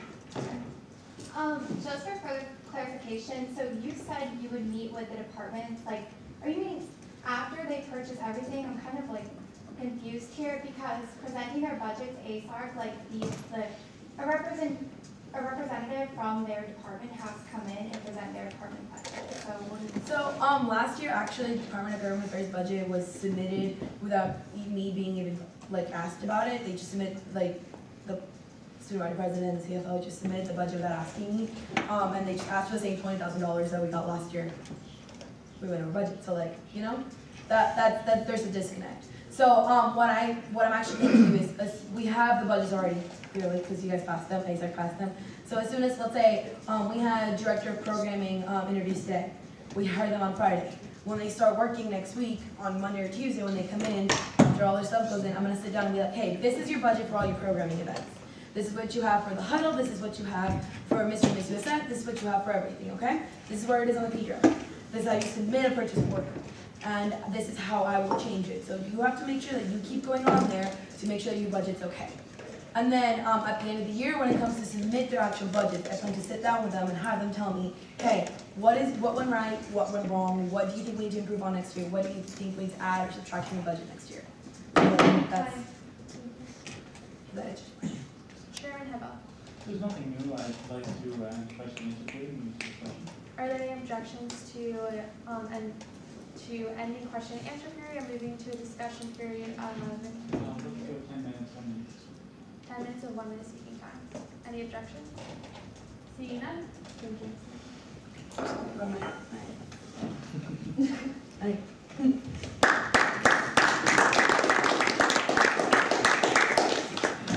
And Chairman Heba, since you made the motion, you may begin. I just have one quick point before you speak. So on the last confirmation vote, there was a no vote, and I didn't hear anything about anyone deciding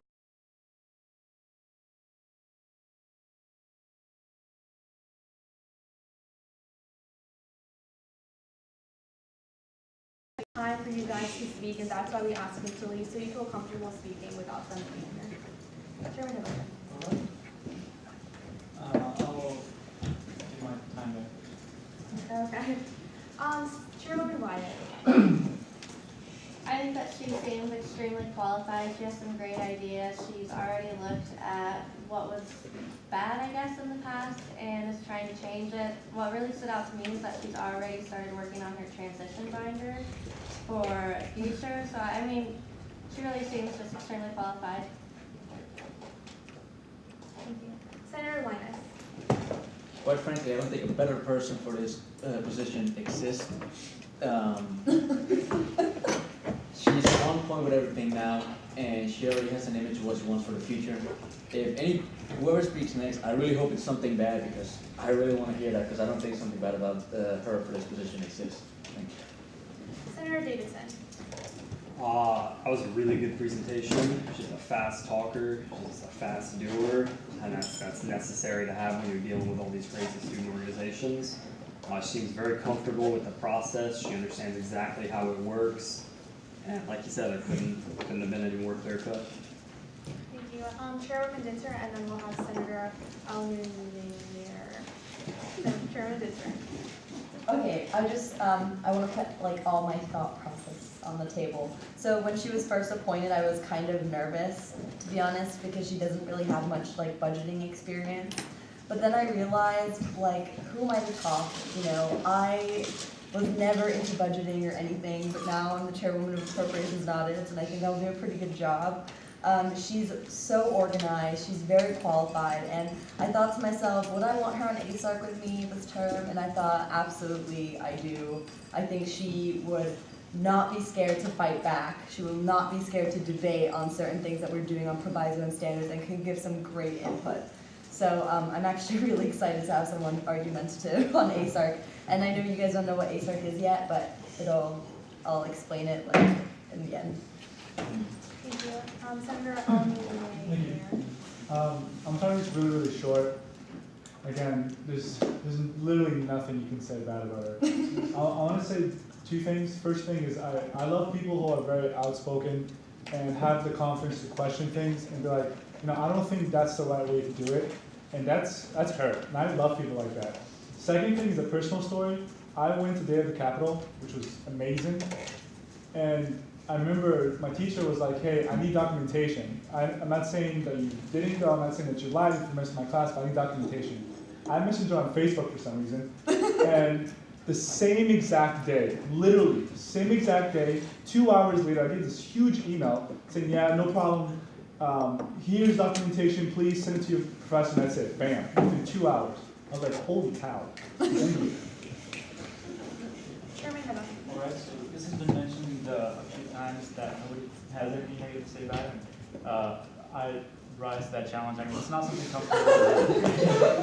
I've got something. Did is an excellent project that she worked on, and she wrote a really nice long transition binder. And back to the negative part, her transition binder could have been a lot more concise. It's like over 100 pages long, and many of the pages are mostly empty. So that was a challenge. Can you find something bad? Well, that could have been more condensed. Thank you. President Marsan. Are there any objections to ending discussion and moving to voting procedures? No objection. Okay, we are now in voting procedures. Everyone please get your clickers out.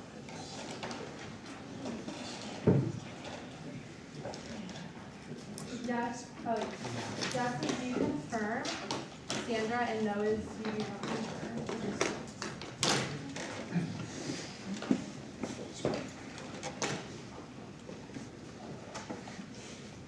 Okay, has everybody clicked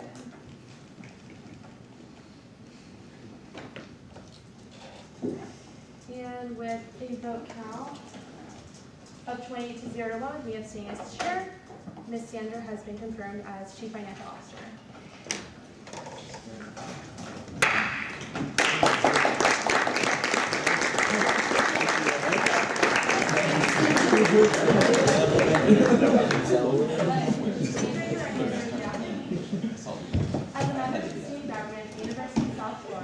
As a member of the student government of the University of South Florida, I state your full name.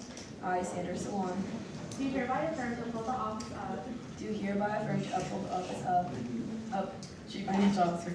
To abide by the student body constitution. To abide by the student body constitution. To uphold the statutes incorporated therein. To uphold the statutes incorporated therein. And to represent the student body to the best of my ability. And to represent the student body to the best of my ability. Congratulations.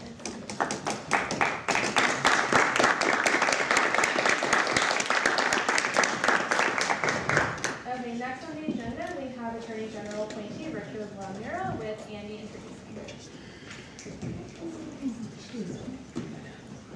Hello again, beautiful people. So next we have Attorney General. The Attorney General is responsible for the clarification and enforcement of all student government regulations and laws.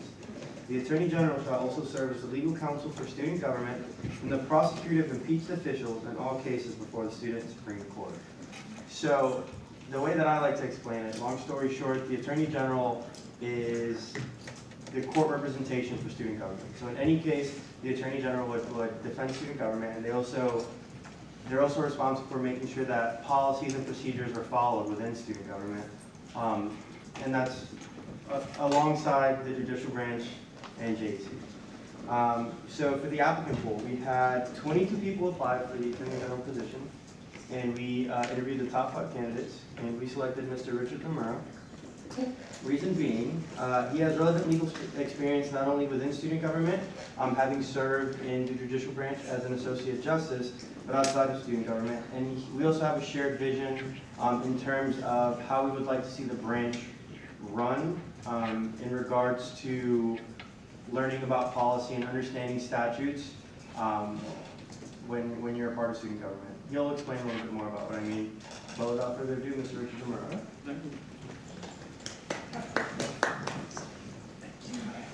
Just whenever?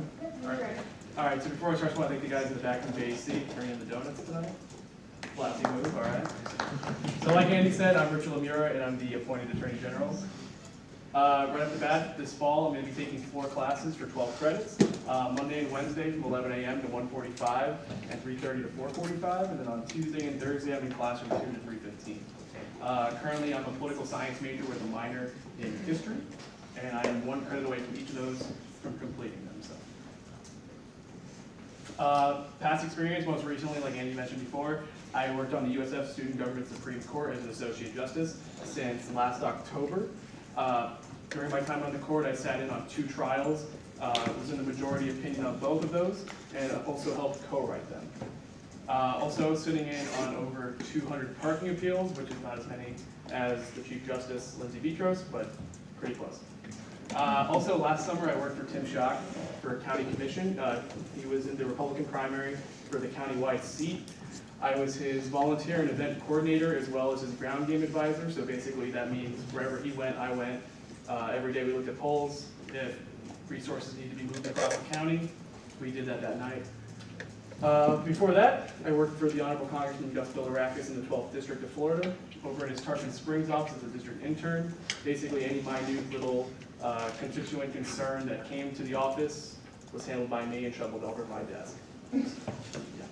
So, before that, I worked at Corliss Barfield Trial Group as an office intern, sitting in on depositions and mediations. So when that comes up, probably in the spring after elections, I have plenty of experience in conducting those.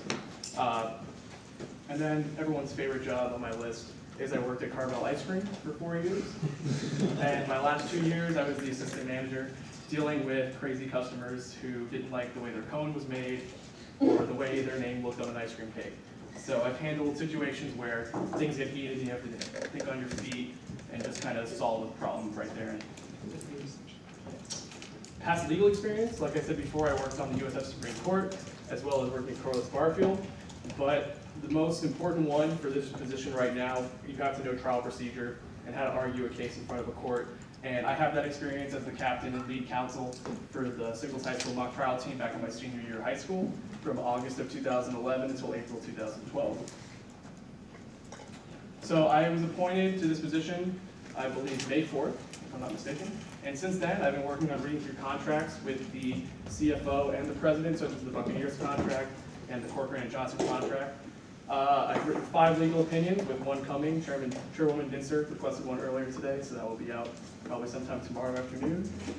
And I've also been working with the Solicitor General and preparing legal aid for the upcoming year.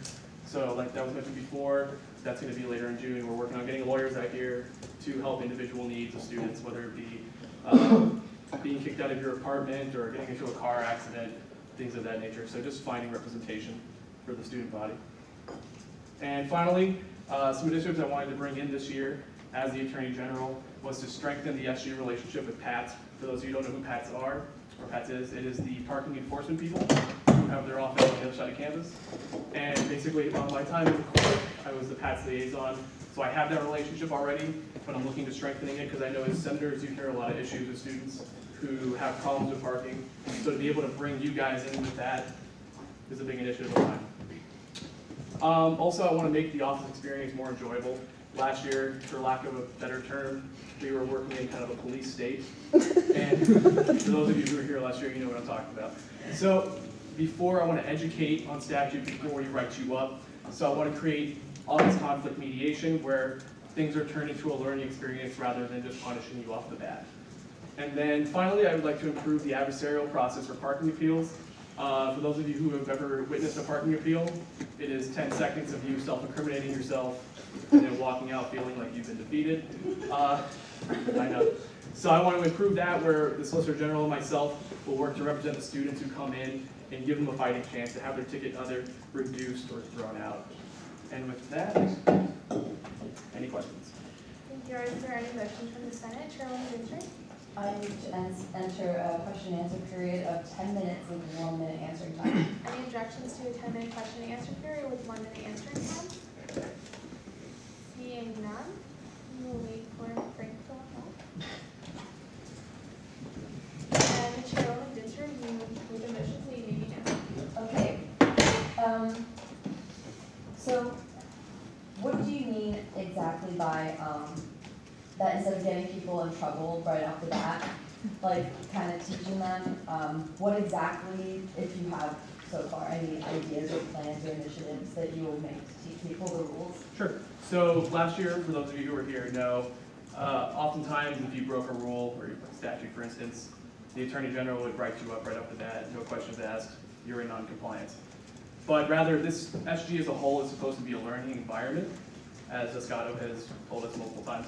So using office conflict mediation, we're able to sit down with Esgato and if you're lower ranking, with your superior, and kind of discuss what you're doing wrong and how we can correct that. And only use the notice of noncompliance when things become a constant issue, where it's like every day you're breaking a rule and you're just not getting it through talking one-on-one.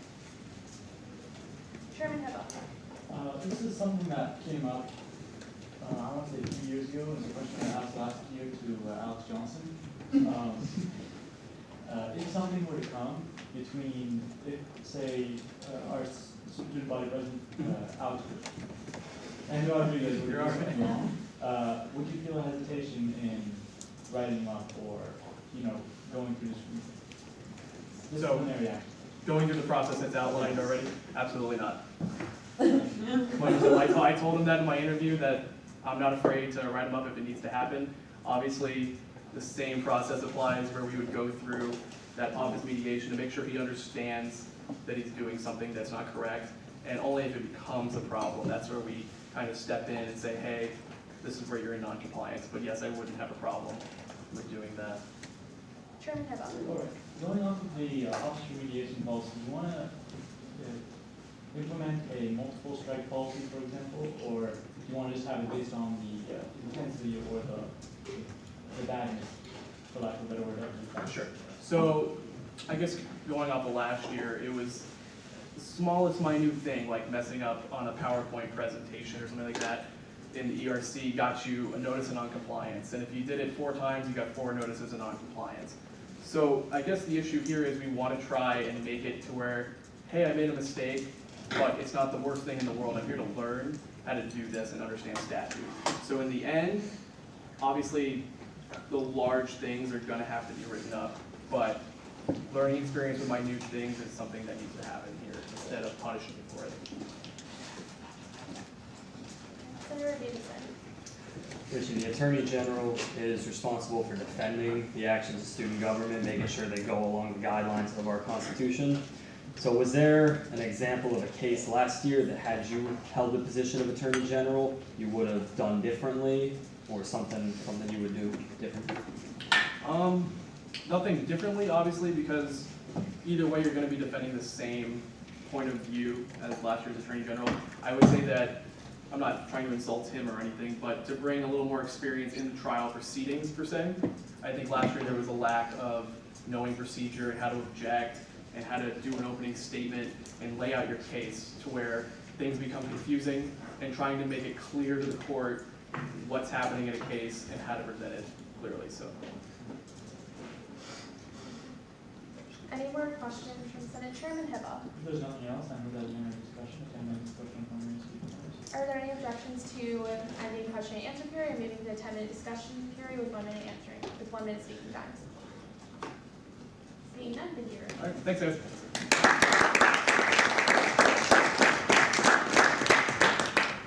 And Chairman Hibble, since you made the motion, you may begin.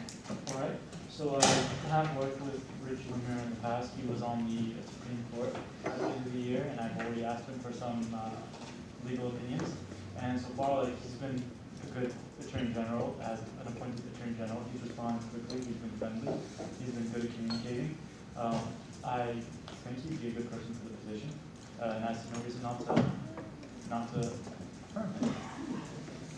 Thank you. Chairman Vincent. So, I know a lot of you guys heard like negative comments about like everyone getting a non-compliance last term, and I'd just like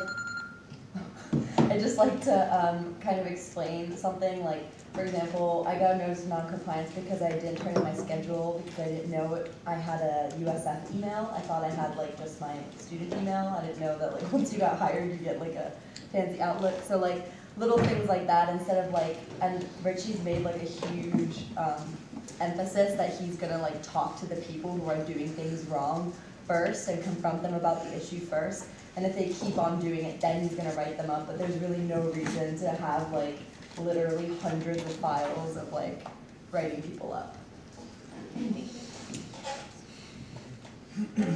Senator Hurst. Understand discussion and move into voting. Are there any objections to ending discussion, moving to voting procedures? This is your time if you have a point that you'd like to make that you haven't. Do you object? Any objections? Seeing none, we are now entering voting procedures. Everyone please use your clickers out.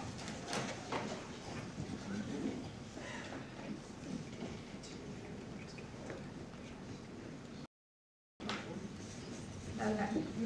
And 1 is yes, I confirm. 2 is no, I do not confirm. And raise to abstain.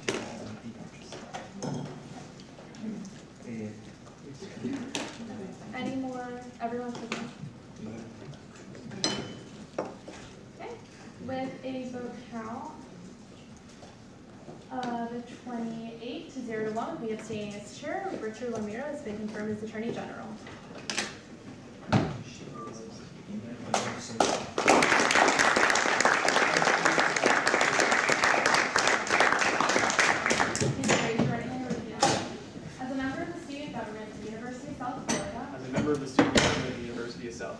I state your full name. I, Richard Nicholas Lemire.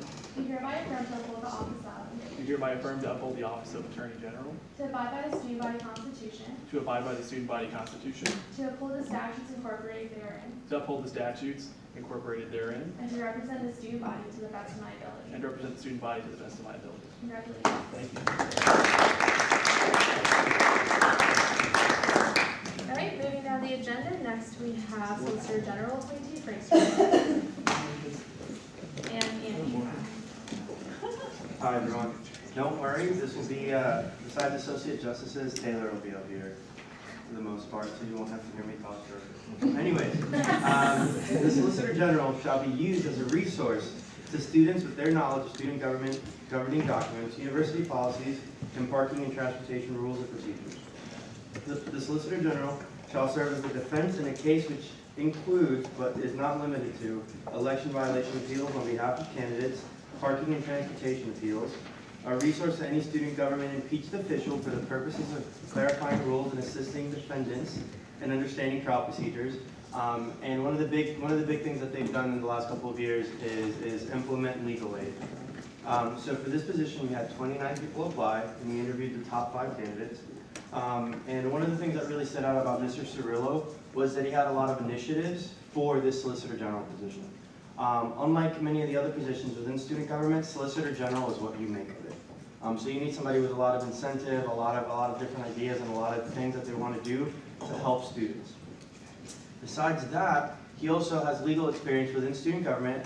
He was a senator in the last term, and outside of student government, he's had positions in city council here in Tampa as well as in Tallahassee. So my appointee for Solicitor General is Mr. Frank Miller.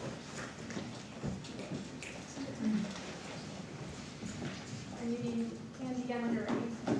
All right, hello Senate.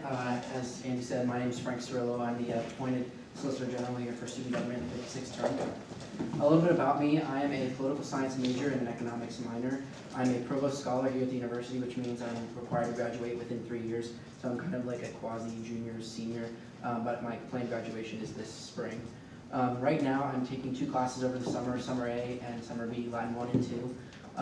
My current class schedule, I have class from Monday through Thursday, but I left Fridays open, as well as the fall, I only have class Monday through Thursday.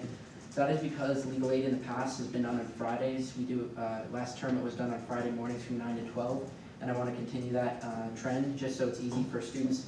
When they get the new legal aid dates out for next term, they'll be able to continue on the same day, so they're not trying to figure out like what day of the week they should come in. It'll just be the same as last year. Experience-wise, you guys all have your resume in front of me, or in front of you, should have been sent out on the agenda, so I want to breeze through this really quick so I can get to my initiatives. I've been, as Andy said, I've worked in city council, I've worked on multiple campaigns, I'm a member and the president of the Order of the Golden Brahmin here at the university. I've sat on the Student Affairs Committee for, Student Affairs Committee for the Vice President here at USF. I've been on the University-wide Title IX Committee. My legal experience is I was a senator at large. I sat in all the committees, Rules, JEC, Special Funding, Audits, and Appropriations last year. I was an intern in Tallahassee through the Tallahassee Internship Program. I was the only freshman ever to do TIP. I was an intern in Senator Tom Lee's office, who was the Rules Appropriations Chair at the time, so he did a lot of legal stuff.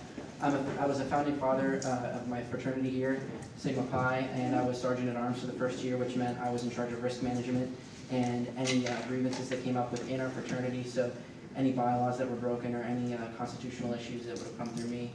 I was an intern in high school. I did an internship with the Public Defender's Office, and I did teen court for 2.5 years, where I was a defense attorney in teen court. Work done since appointed. This sounds silly, but I've been golf cart certified. And when I was talking to Daniel Christopher, the last Solicitor General, he used his golf cart certification to actually get a case won for a student during her parking appeal. She gave him information that said her parking appeal had to be, like there was improper signage, so he took the golf cart out there, took pictures, took it to court, and won the court case because he had pictures of the improper signage that Pats had put up. So it actually mattered. Also, I've had the SG website updated with the legal aid information, and now has my information instead of Daniel's. We started the legal aid process. Right now, as Andy said earlier, the first day of legal aid is June 12th. I'm working with 2 lawyers, one from last year and a new one from this year, Brick Law Firm. Currently, we have 24 students that are waiting for legal aid. Legal aid is not one of those things that we have a hard time getting students for. It's very utilized. So hopefully those students will get help as soon as we can get them set up. 4 students have actually come into the office so far because they need legal aid so quickly because their case is something that's time sensitive. So when that happens, I direct them to the lawyers directly, give them their contact information, cell phone, make sure they get heard. One girl followed up and she didn't hear anything, so I got her in contact with a different lawyer. And then part of my job is also transcribing the minutes. That's part of my just job description. Incentives for this year. Like Andy said, what you make, what you put into this job. There's not, my job is reactionary as compared to the Attorney General, whose job it is to seek out grievances and kind of look for areas where student government can be improved in statutes. So if any student or someone from student government wants their decision appealed, whether it be in parking aid, here at Senate, that's my job, is to go to them. Or I can act on direct, action from the president.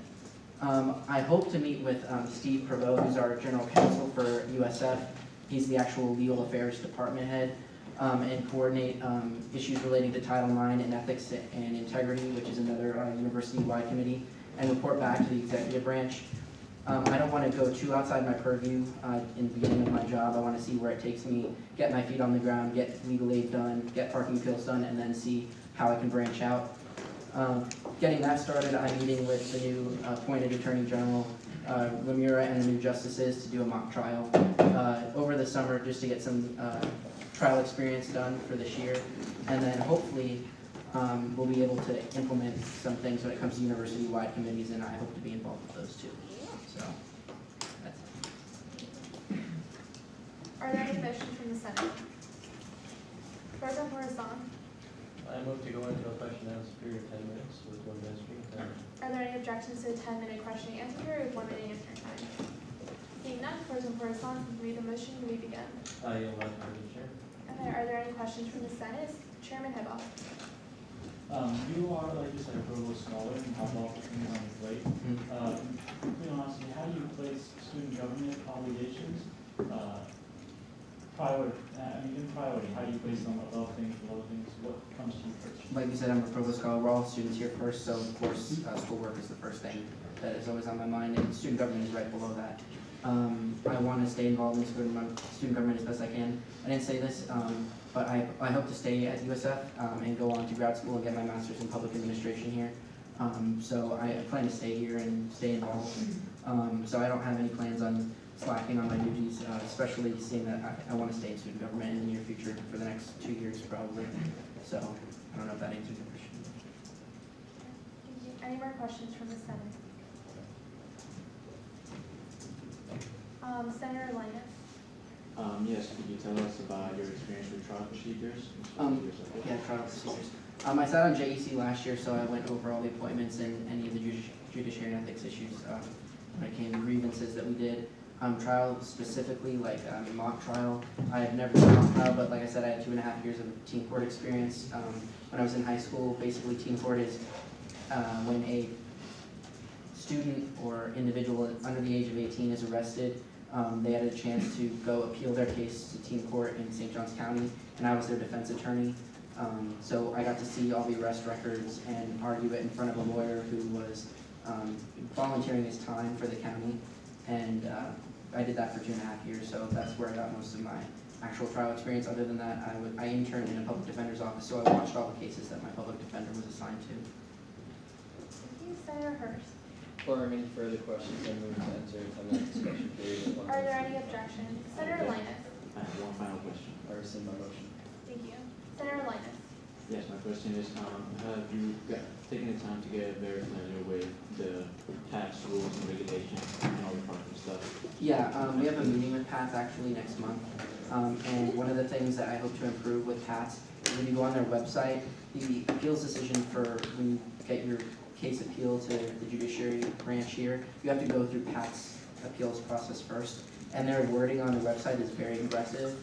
So I hope to sit down with the PATS, I don't know if it's the director or someone in PATS, to iron out that language so that students don't feel it's so aggressive when they go on the PATS website to appeal their parking decision. Because if they look at it and they think that, oh, automatically my decision is going to get denied, then why would I even apply to get my decision appealed? So they have to make that first step in order to get PATS done, and then if PATS doesn't agree with them, then they can come to us. So. Senator Hurst. If there are no more questions, I move to enter a 10-minute discussion period with 1 minute speaking time. Are there any objections to any question and answer period, or moving to a 10-minute discussion with 1 minute speaking times? Seeing none, thank you.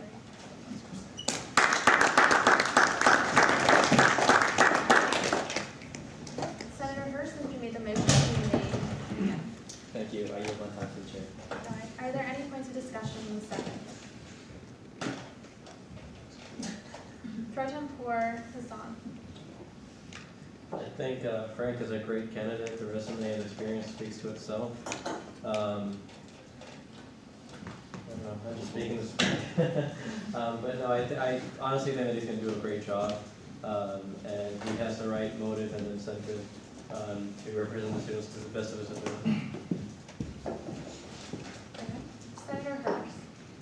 If nobody else wants to speak, I move to end the discussion and move into voting procedure.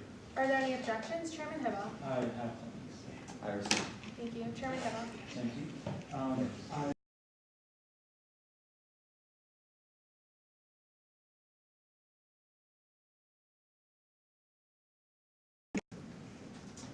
He has said that he wants to stay here in the future for the next few years, but at the same time has left for an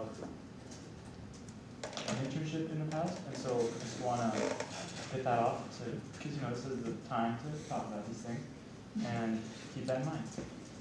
Thank you, Chairman Hibble. Further correspondence. To clarify, he was a senator in the 55th term.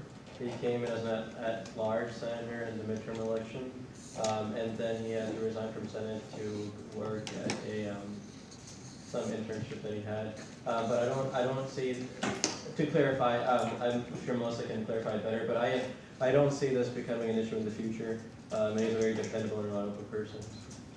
Thank you for the correspondence. Chairwoman Dinster. I won't be speaking for Frank because of personal apprehensions, but his job, it was an actual job. It was for one of our city councils. They needed a legislative aide, so he left the Senate so that he could work full-time with her.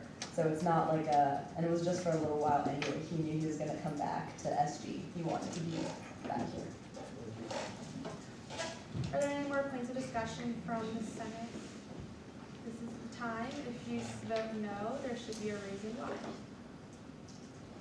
Senator Senator Emby. Move to enter voting if there's no further points to be made.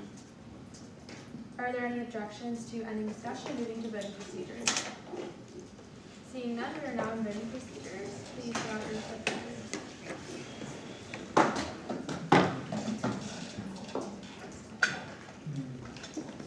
So one is that yes to confirm, two that do not confirm, and three to abstain. Okay, has everybody clicked in?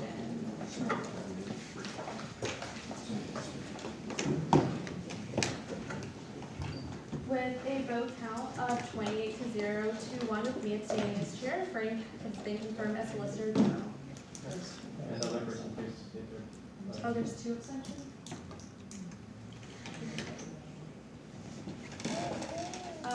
Who was the other abstention? Chairwoman Winter.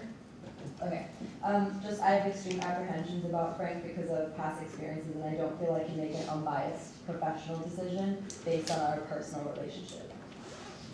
Thank you.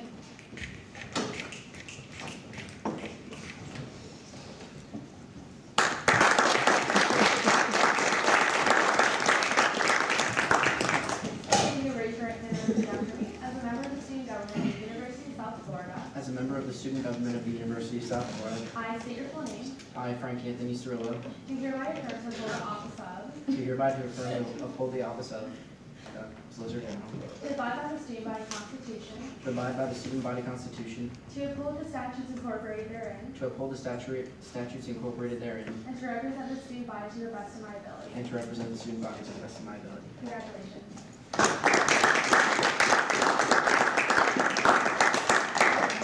All right, moving down the agenda, we have appropriations and audits funding presentation by Chairwoman Dinster.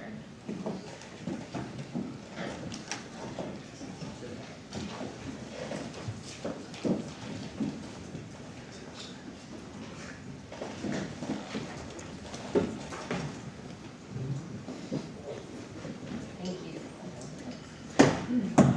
Hello, everyone. Okay, it's really late, and I know you all are tired, and I'm going to go as fast as I can. Okay, so the main point of this is to explain some of our process for the reason student government exists as a thing is because of our funding process, because of being in charge of ANSDs. So it's really important that you guys understand how ANSDs are allocated and what the situation with that is. So I'm going to be discussing proviso standards and getting you all excited for ASARC. So I'm sure you guys have, thank you, Kristen. I'm sure you guys have heard that word being thrown around a lot, ASARC. You're like, what is that? It's like a thing that we need to know about. So, okay, so this is the interim budget process that I had on my first introduction presentation. Basically, what happens is we receive the budget, and it's from an organization that has not had a chance to apply for a budget. If they have a chance to apply for a budget request for the fiscal year, then they get a penalty. So it's new organizations that might have stopped like being an organization for a little while because of internal conflicts or whatever. We schedule a meeting with them, we meet with the organization, discuss the budget, we fill out the budget recommendations based off of the request. I apologize for interrupting. I just want to say to the Senate, this is actually really important that you guys understand how we're funding this. When fiscal bills come up in front of you, if it says cuts from standards, how many of you know what that means? This is why we're doing this. So you guys need to know when you're funding student organizations, you're not just doing a blind eye to yes, that you're not just saying, let's give this organization $500 because we can. Because that's part of your job as a senator. So I please ask that you respect Chairwoman Dinster and pay attention. Thank you. Thank you, Ms. Strong. Yeah, this is really important. So I know it's late, guys, but it's important. So basically, the organization will say what they want, their request for a certain allocation, right? And based off of proviso and standards, those are two different documents, but standards comes from inside of proviso, like this. So like, here's proviso, and it's in statutes. It's Title 804 Title 8, in Title 8, 804, Chapter 804, within statutes. So you guys can read that whenever you want. It's really short. It's 6 pages, like double-spaced, like I'm holding it right here. It's really easy to read. I really highly recommend you guys read that. It's quick and understandable.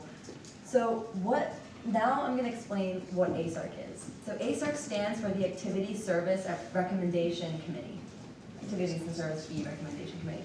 And basically it's a committee of, so the student body president, Andy, he's here, no, he left. The CFO, so our new CFO is Sandra Sawan. We just confirmed her tonight, if you guys remember that. Senate President, which is Kristen, and then Appropriations Chair, which is myself. So the rest are 8 senators, 8 of you guys. So we have 6 voting members on the committee, and then 2 alternate senators. They get paid the same amount as the voting members. They have all the same obligations, but they are more just people discussing, and they don't vote. And they'll take a vote if a voting member is not there. So what happens with this committee, right, that it's formed? You guys all looked up when I said paid, right? Yeah, it's a paid opportunity within Senate. These elections happen in September. And what happens is we do a few main things. The 5 main things that we do is we view all departments that apply for A&S funding. So Office of Fraternity and Sorority Life, Office of Multicultural Affairs. I'm sure you guys have heard of these different departments. And almost 300 organizations and their requests for funding, and all the appeals. We just sit in a room and debate for hours on end every Friday. And we update proviso and standards. So the proviso and standards that we will be using in my committee, in appropriations and audits, are the ones that the previous year's ASARC made. Does that make sense? So like if an organization asks you, comes up to Senator Martin and says to you, hey, Senator Martin, why did I only get $200 for shirts for this year? You'll be able to respond and say, well, our standards make it so that it's $5 a shirt. So to explain this a little better, in proviso, for example, this is one example. It says for shirts, we can fund up to $7 a shirt. So this does not mean that we fund $7 a shirt. It just means that we can fund up to $7 a shirt. Last year's ASARC, however, sat down, looked up proviso, and said, okay, what should this year's standards be? And for whatever their reasons were at the time, well, I was on it, I remember, but They said, okay, $5 a shirt. We're gonna do it $5 a shirt based on this year's allocation of ANS funds. Because obviously we don't get the same exact fund every year. The ANS monies change, you know.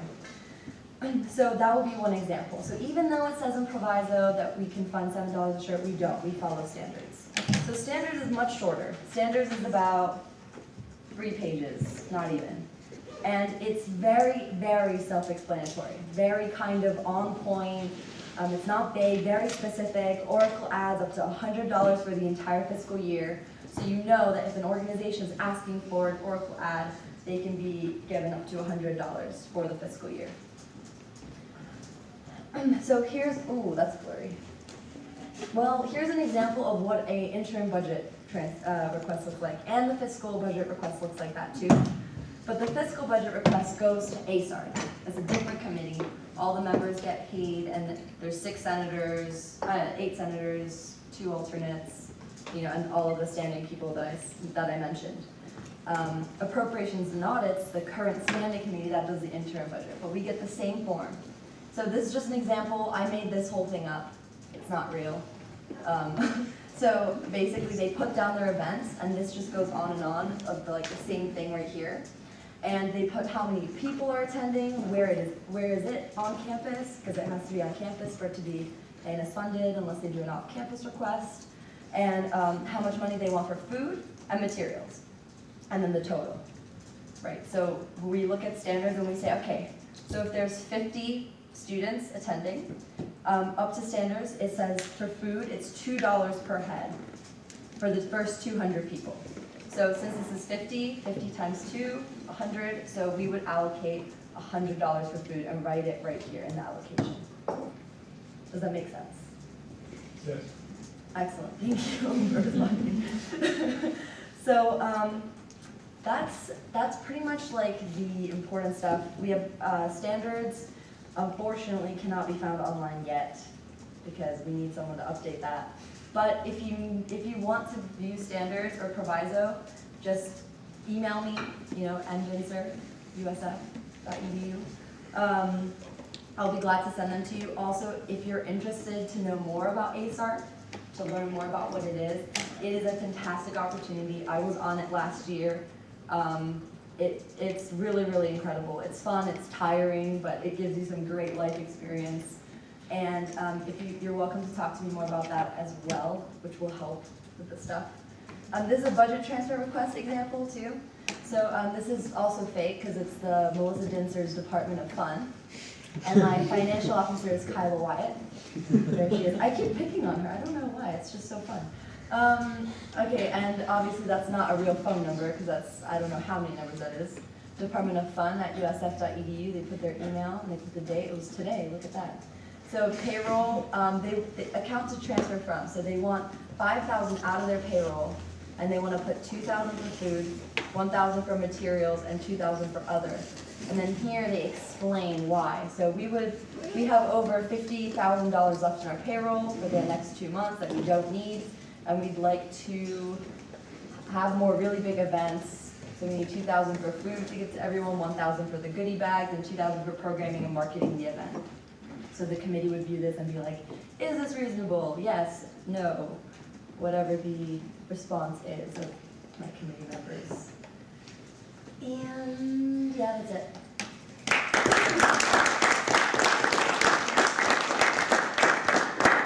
Do you guys have any questions? Senator Armini. Whenever an organization fills out an interim budget proposal, do they meet with your committee? Do they have to go to the committee meeting to explain, or you just review their application for those funds and allocate it accordingly? Right. They don't come to the meeting. What happens is when I receive the budget as chair, if someone wants to meet with the organization, I will give them that responsibility to meet with the organization. They'll have a budget meeting of about 10, 20 minutes, really depending on how long your budget is, and basically go through every event and ask for the breakdown. I have a questionnaire sheet made already for my committee members. They will be using that to answer all the questions.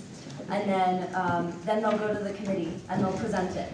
So they'll present it exactly what the organization has said to them, exactly the information that they know.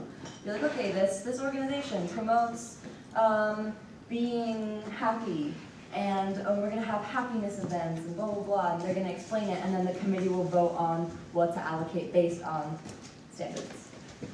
And even if you're not on the appropriation, the audit committee, as long as you've gone and you've talked to Chairwoman Vinster, you're able to sit with her, to meet with like student organizations, and also present budgets in front of the Senate. Exactly. For positive points, we do positive points where we give out free stuff at the end of the semester. So if you guys are interested in earning positive points, I will gladly show you guys how to present a budget to Senate. Everyone will get a chance to do that. Review budgets with me, go to budget meetings, whatever you guys want to do, just let me know. Any other questions? Senator Alvin Mayor. Thank you. Perfect. My question would be, I'm confused on proviso, if I'm pronouncing correctly, and standards. Which one do, I know I, of course, I read both, but I understand standards is for organizations, but I'm confused on proviso. Thank you. Okay. So, proviso, actually, it's technically proviso, isn't it? I'm sorry. Proviso. Are you sure? Okay, I had this whole argument with someone the other day. They're like, is it proviso? Anyway, so proviso is just a fancy way of saying Chapter 804 in Title 8. That's really what it is. It's just what we call it. It says proviso language. So basically, this is the statute. This is like, think of it like there's the U.S. Constitution, right? And then there's like the state constitution, if that makes sense. It's like underneath, but coming from that. So this is like the be-it-all kind of thing. And then this standard is what we make out of this. So like, yes, there's $7 per shirt. What else does it say? It says $7 per student in attendance for food per event. But in our standards, ASARC of last term and the previous terms have done something very similar. They decided that it would be $2 a head based on the number of organizations we have that have applied for funding, based on the department number we have, because it changes, you know, all the time. Like last year's ASARC got like 220 organizations, and then, 2 years ago, sorry, and then last year's ASARC got like 273, like way more. So, you know, we can't just like, be like, oh, it's okay, we have more money. No, like, we have to be fiscally responsible and, you know, kind of divide it how we think we should. Does that make sense? So you guys know the difference between proviso and standards? Yes, okay. Are there any more questions for Chairwoman Dinter? Seeing none, thank you.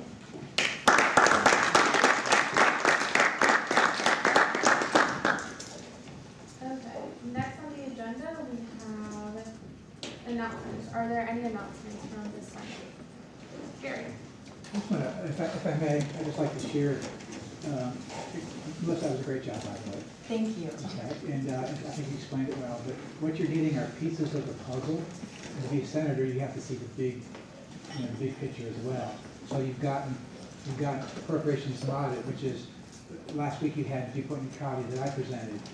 So realize that all these pieces fit together as a big picture, and you have to be able to know the individual parts plus the big picture to sit on ASARC. If you can't, you should not run for that position when it comes. So you need to pay attention when the presentations are up here, learn, because you have to put it all together, and it all comes together at the end of the year for the fiscal budget presentation. Just want to share that.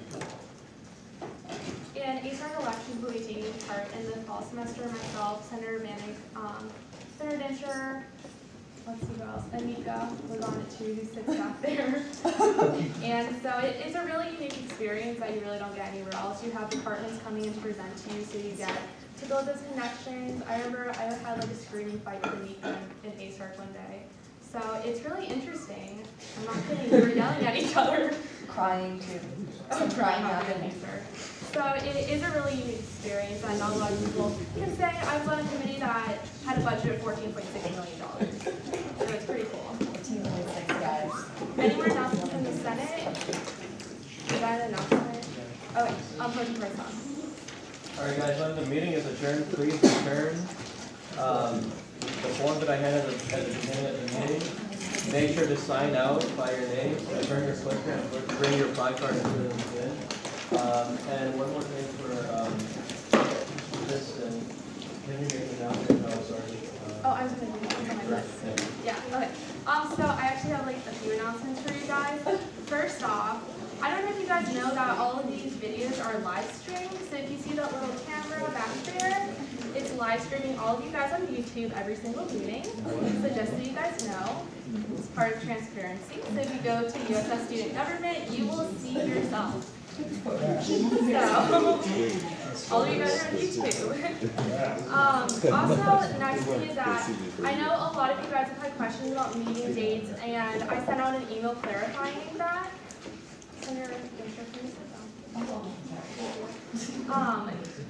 So I know some of you expected that meetings were going to be every other week, but we do have a lot of business. As you can see, the executive branch is hiring very quickly, and they have the confirmation that need to go through. I'm sure Committee on Rules will start having a lot of bills and appropriation bills. So do expect that the meetings that are currently that I sent out are when we will be meeting this summer. And committee meetings will be taking place each week unless your committee chair sends an email out canceling it. Next, Sergeant at Arms, I have appointed Senator Davidson as our new Sergeant at Arms.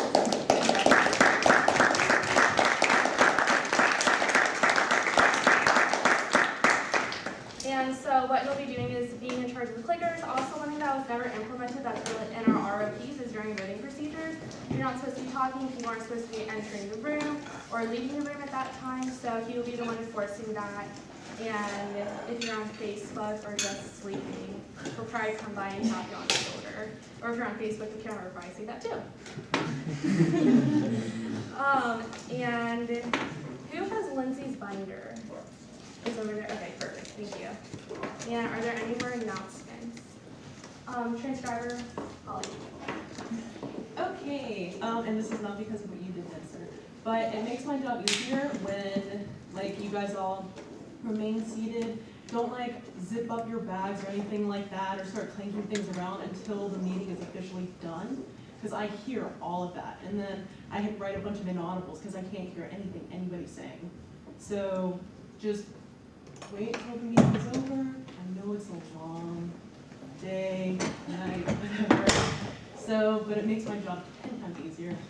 I love you guys all, so just saying.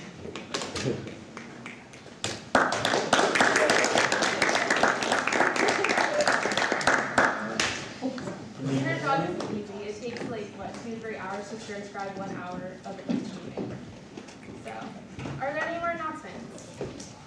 Seeing none, are there any motions? Oh, announcement, Chairman Dibba? Thank you. Senator Linus. I move to adjourn. We did the final roll call. Okay, are there any objections to moving into final roll call? Seeing none, everyone please out your clickers. Also, before we go into final roll call, you need to sign out your clicker and give it to President Blanton. You can't just leave.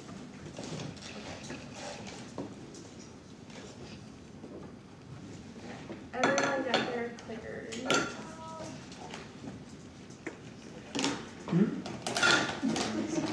We're missing, oh, now we have more. Everyone click in.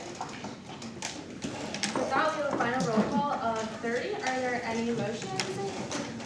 Senator Fontaine. I move to adjourn. Are there any objections? Seeing none, we are adjourned at 8:37 p.m.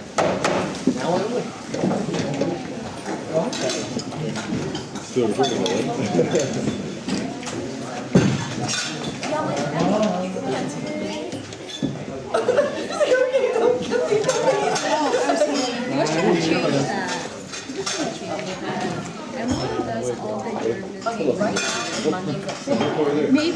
Maybe one day, Melvin, but today's not the day. Actually, never. never.